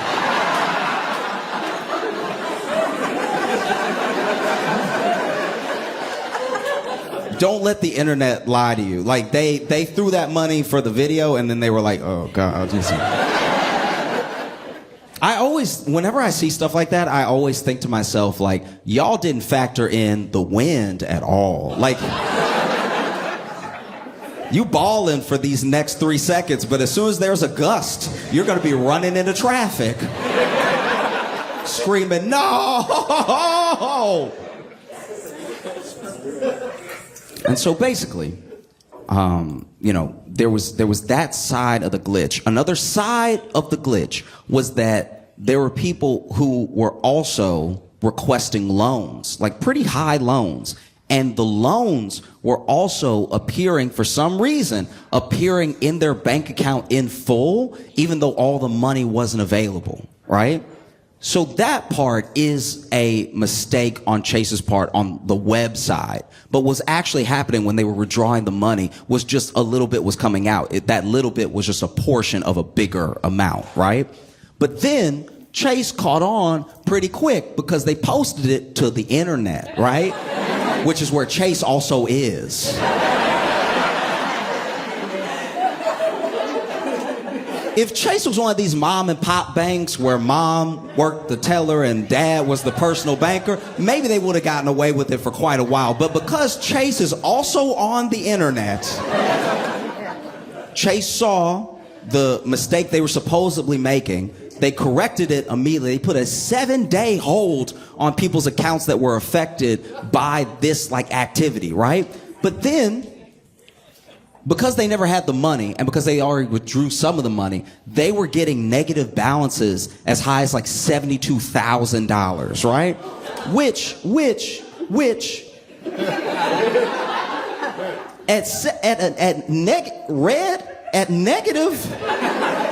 red $72,000, I think I'm just gonna change my name.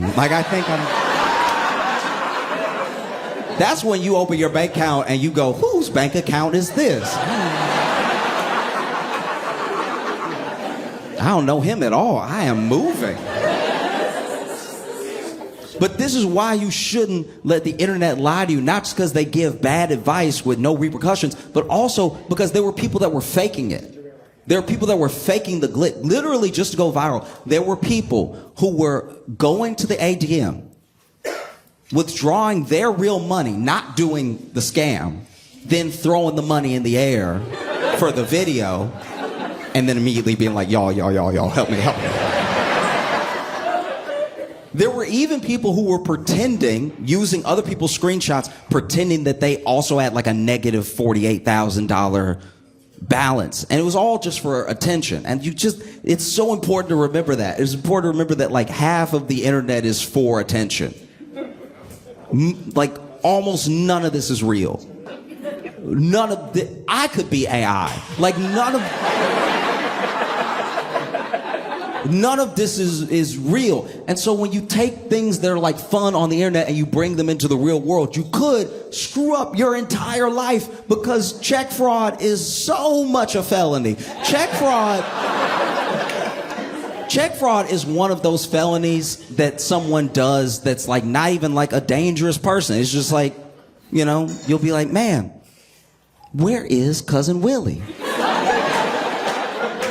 I have not seen him at the last 3 Thanksgivings.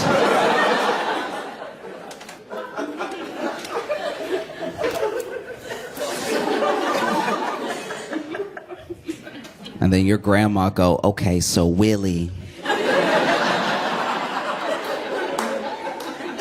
he got into a little bit of trouble at Bank of America.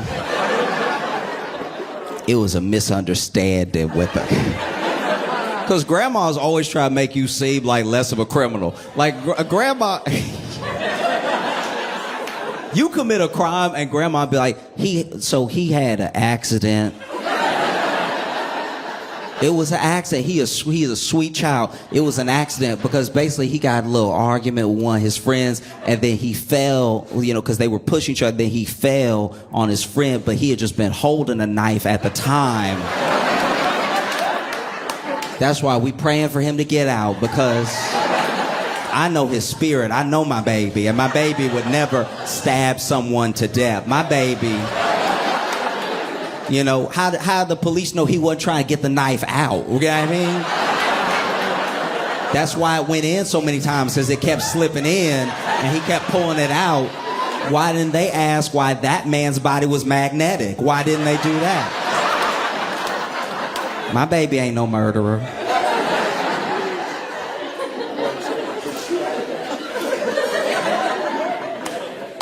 You do check fraud. Your grandma's like, that's not even his handwriting.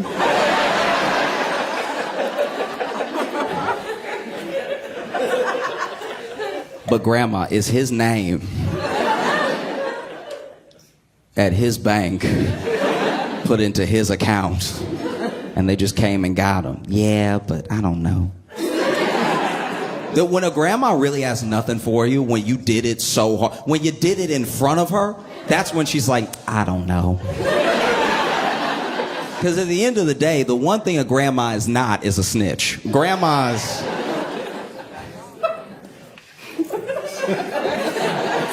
Okay.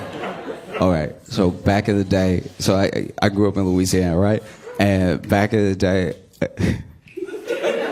We weren't friends, but I knew this kid, and he was like, this kid in my neighborhood was getting arrested, and it was a whole big scene because, like, basically, I don't know what he was getting arrested for, but the police thought that they needed 18 of them. Like, it was, I don't know what he did, but everybody showed up, if nothing else, just to watch. Like, that's... And that dude's grandma came outside screaming, like, he didn't do it. Typical grandma. He didn't do it. He didn't do it. And then she tried to fake a heart attack.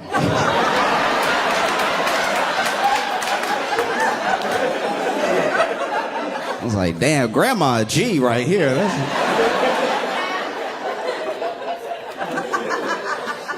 That's probably what G stands for if you go back all the way. She was like, don't take my baby. Don't take... Oh, no. My heart.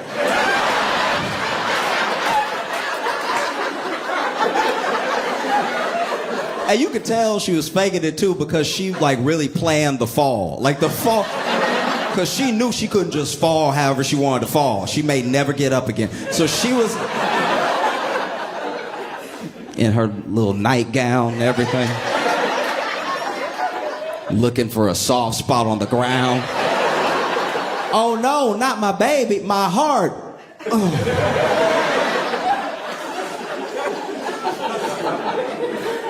I just can't stress it enough. Please do not do wire or check fraud. It's like, it's so easy to not do. We're all not doing it right now.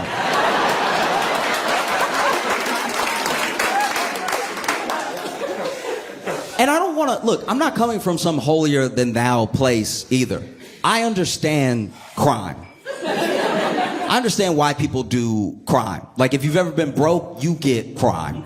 Crime makes so much sense if you're broke. I don't understand when rich people do crime because they already have things. Do you know what I mean? If you do crime as a rich person, you're really doing it for the love of the game.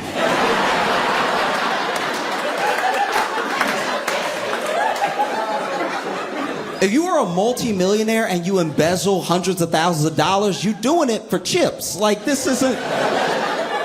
You just felt like being bad or something, trying to spice up your life. A poor person doing a crime makes so much sense. I don't have anything. I don't have anything. That's a thing. I'd like to have it. Simple math, you know? I've been hungry. You hungry? Man, I wish I had something to eat. But on this planet, in this country, we trade money for things to eat. And I don't have any of that. So I guess I just won't eat. And then you don't eat for long enough that you're like, damn, the food is right there. You know what? Today's the day. I'm gonna do a crime. And then you grab an apple or something, and then, you know, grocer sees you, and you try to run, but you can't because you don't have any energy. So you get caught, and it's all very sad because you get charged with theft, but you took it because you were hungry. Like, crime when you're broke makes sense, you know? We don't like it, but it's true. It just does. And it's weird because it's like, Chase isn't...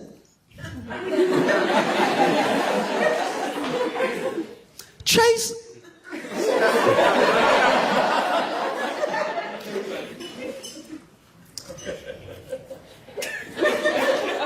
This is what bothers me about the whole thing. It was dumb of these people to do it. But to do it to Chase is like weirdly full circle.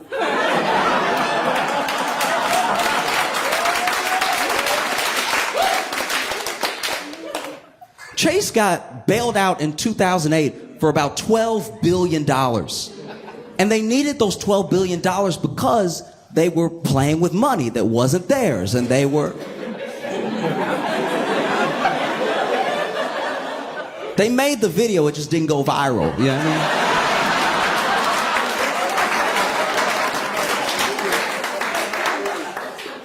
mean? So it just, I don't know, there's a deep irony in that like, you know, one of the major powerhouses, probably the biggest bank in the country that contributed to near financial collapse, is gonna go ahead and get theirs back from some of the people that they made poor. It's pretty harrowing, you know? But every single one, I don't care if you were a kid, if you were grown, there was a line, by the way. There was a line at the Chase ATM, so a lot of people were doing this at once.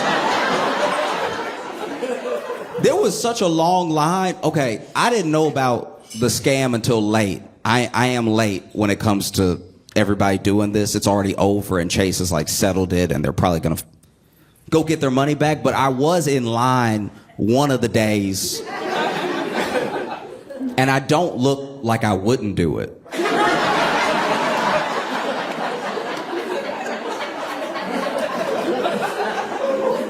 I'm standing in line like, come on now. Line's never been this long before. That guy's throwing money. That's irresponsible.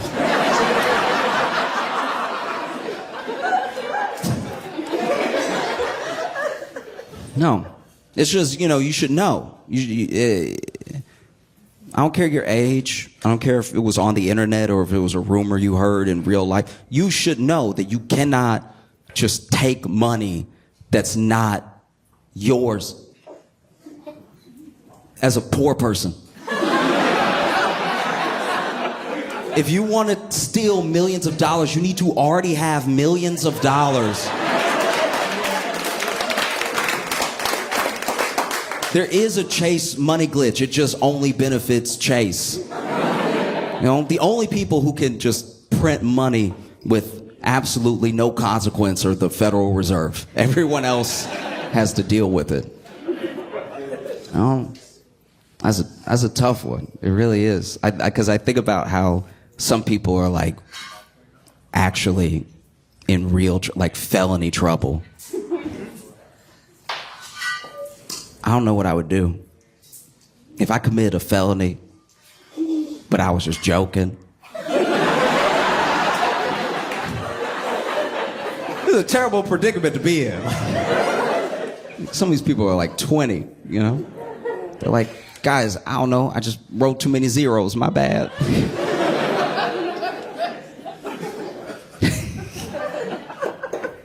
The only one of these scams that I really thought was like funny and was really rooting for the people on was that DoorDash one, I don't know if you saw this, but basically there was this DoorDash scam that was essentially the same thing. It was kind of tied to a Cash App scam. There are a lot of scams if you pay attention. It is crazy how much we're doing them now, how much we're doing like wire and check fraud. Like we, as Americans, we have become the Nigerian princes of the world.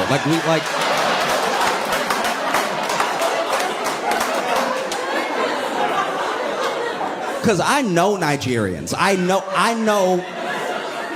Nigerians from Nigeria. And they are like, what is happening over there? Do you need us to send you something? Like, y'all are down bad as a people and as a country. This is hard to watch. But basically, there was like a DoorDash scam / Cash App scam where basically Cash App was letting you, it was basically letting you have a balance without pulling it from your bank. So then people were saying that they had enormous amounts of money, right? But then weren't able to pull it out. Like they weren't able to transfer this imaginary money to their bank. Thank God they weren't able to do wire fraud, but like they weren't able to send it. But what they could do is, as long as a full transaction was online and they linked it somewhere else, they could pay for things online with this fake money, right? And so what a lot of people would do was use their Cash App fake money to get stuff on DoorDash, which feels like the most fulfilling of the scams, because like you can make me pay back money, but you can't take the burritos out of me.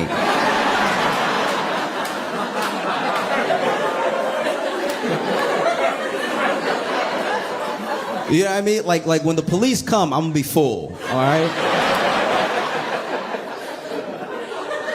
And when they put me in the car, that car's suspension will be in trouble.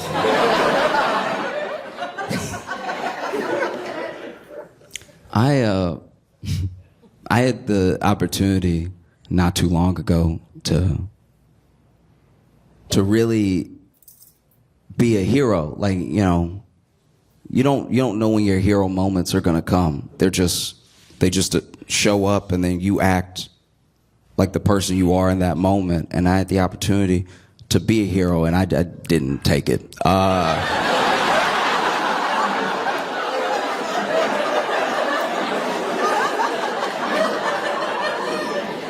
I looked that moment in the face. I was like, you must be looking at somebody else. I don't know what to tell you. This is bad. Basically, I was at a friend's house, and while I was there, some other people basically broke out into a fight. And like a real fight. We're not arguing. No one's talking anymore. Fists going and everything. And there was a moment where I could see a gap. I could see a pocket where I could have broke it up. And breaking up a fight is a very precarious position to put yourself in, because most fights that you want to break up, especially if it's two people, if it's three, it's gone too far. You know, you're not going to be able to double dutch that one. You know what I mean? But two, you wait for a moment where they're like both tired, or they're trying to wrestle, or, you know, they're backing up to like get started to fight. You know, that little back up hop step. This is usually, okay, when someone doesn't really know how to fight, they do too much prep for the fight. You know what I mean? Like okay, I know I'm digressing to digress, but basically one time in high school, there were these two kids that were about to fight, and I didn't even bother trying to break it up because one kid stretched. And I was like,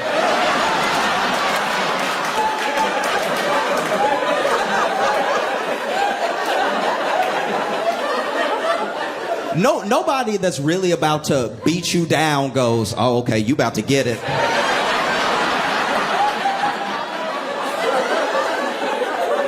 You just give me a second. I'll be over there in a minute. You just.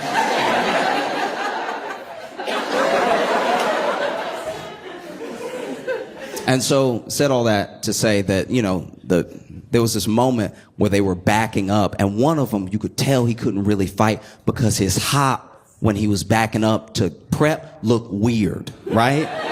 Because he didn't hop like you know, like if somebody can really box or if they've got like some movement, some footwork, they have the little hop. This dude went, okay, then here it is then.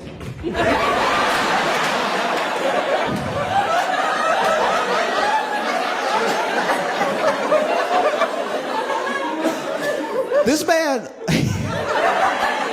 wanted to fight so bad, but just had to step on 1,000 roaches first. Like, in what world is this getting you ready? You look like you've already been hitting your cerebellum when you move like that. But anyway, they get to fighting, right? And I could have jumped in, but I was like, you know what? No. Because when you jump in to stop this fight, you need to be bigger than both people, right? The way you jump in and stop a fight, usually it's hand first, like you get the hand in there so that's the warning. Hey, stop swinging. Somebody else here. You might not hit you might not hit him, you might hit me. Hey, right? And then you put your body in between the two of them. And the idea is that your body will be big enough that they're like, I want to punch, but there's too much to get around. And that isn't the case with me, you know what I mean? Like I want to jump in and stop the fight, you know, like a principal, just like, hey now. Okay, so, all right. I did see, okay, so years ago when I was in high school, I went with a friend to pick another friend up because all three of us went to different high schools, right? And so he could drive first, so he picked me up after school, and then we went to pick up our other friend. Now, our other friend was waiting outside of the school, but a fight had also, a few feet away, had also broken out at the school, and the principal did this exact thing, like, hey now, and you could tell he doesn't want to get in there because the hey nahs were too frequent. Like this man, hey now.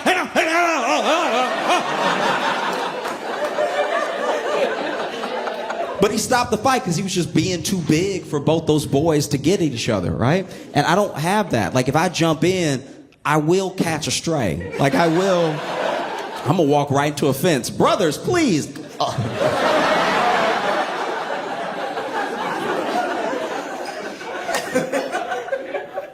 And so then the fight breaks out, and the guy that I thought couldn't fight, it turns out he can fight if he keeps the fight weird, right?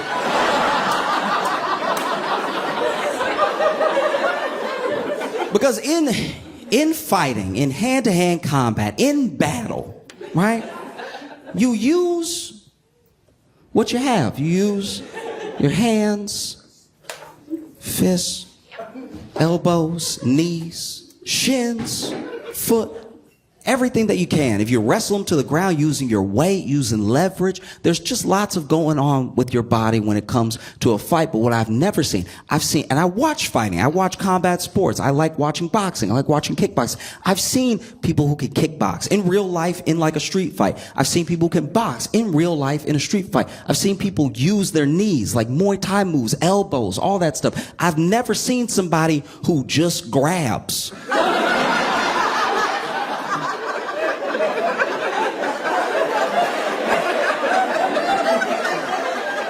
It is harrowing to watch. Because my man is over here trying to like fight, like he's fighting, right? And he's like punching and kneeing and kicking and everything like that. And the other dude, anytime he get close, he just like,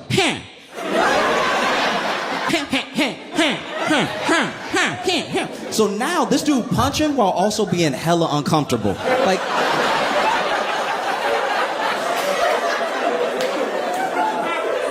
like you can see where he's like, hey, when's this cross over into a different type of assault?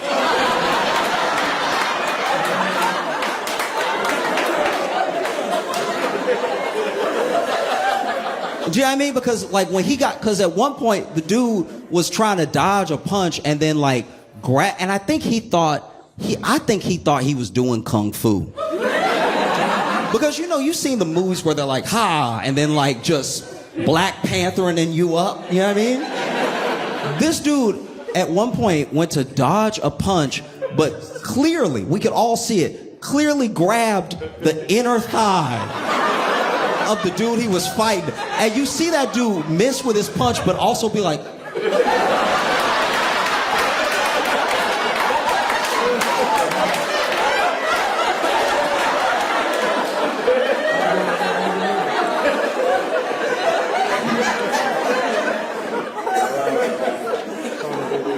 and so they're fighting and they're fighting and they're fighting. And then there's one point where, the dude who really knows how to fight pushed the grabber away. Because I think he just needed a break. Imagine you beating somebody's ass and they're still like,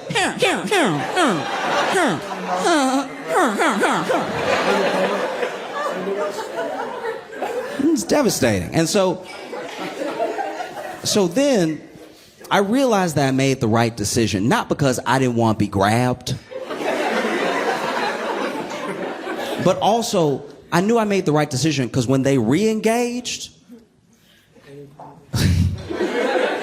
the dude who knew how to fight, okay. I shouldn't laugh, but all right. I knew I made the right decision when the dude that knew how to fight threw a microwave, right?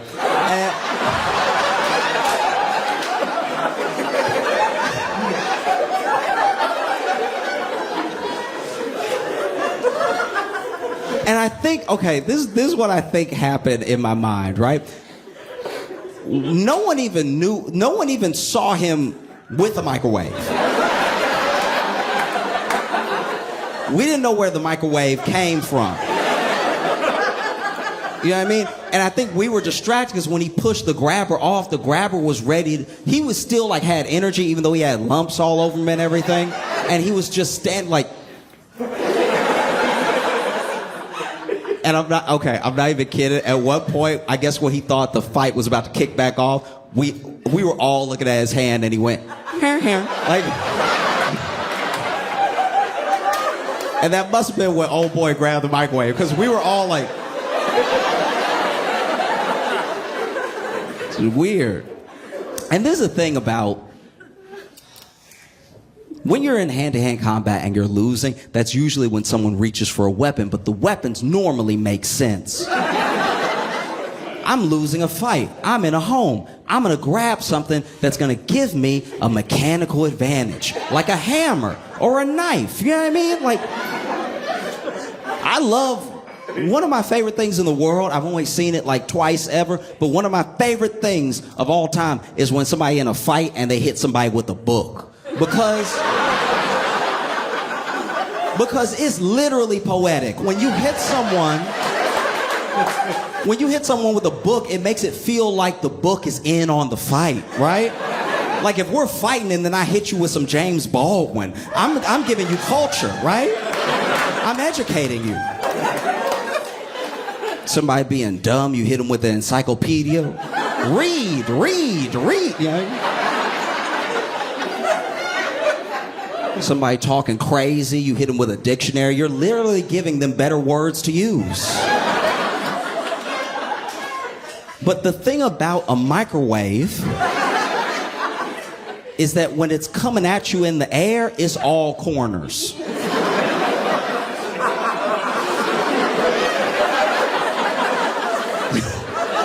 When a microwave is hurtling towards your head, it's nothing but angles, all right? You would think it was a diamond, the way that it moves through the air. I guess I had never seen one fly before, so I was like, wow, right? And so then, the best you can hope for, if you can't catch the microwave, if it's coming at you too fast and spinning too hard for you to dodge or stop it, is to just get hit with a flat surface, right? The best case scenario is that you get hit with a microwave that's coming at you door first, like a window. That feels like it has the most give to it. But that didn't happen at all. This dude threw the microwave at the grabber, and that dude got hit in the head with the popcorn button, and I've never seen a person shut off faster, right? Like, this dude caught a microwave in the head, and you just saw him go. Like, I've never seen someone go limp that fast, right?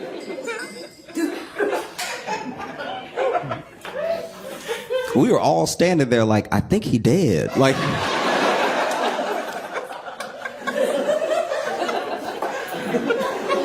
the only reason we knew he wasn't dead is that finally, after like 30 seconds, which 30 seconds when you think you're looking at a dead body is forever. That's... When you think that somehow you might go to jail too, you've been looking at that body all day. But he was clearly like down for 30 seconds, and then we just saw him be like, oh. So, he's fine. He's fine.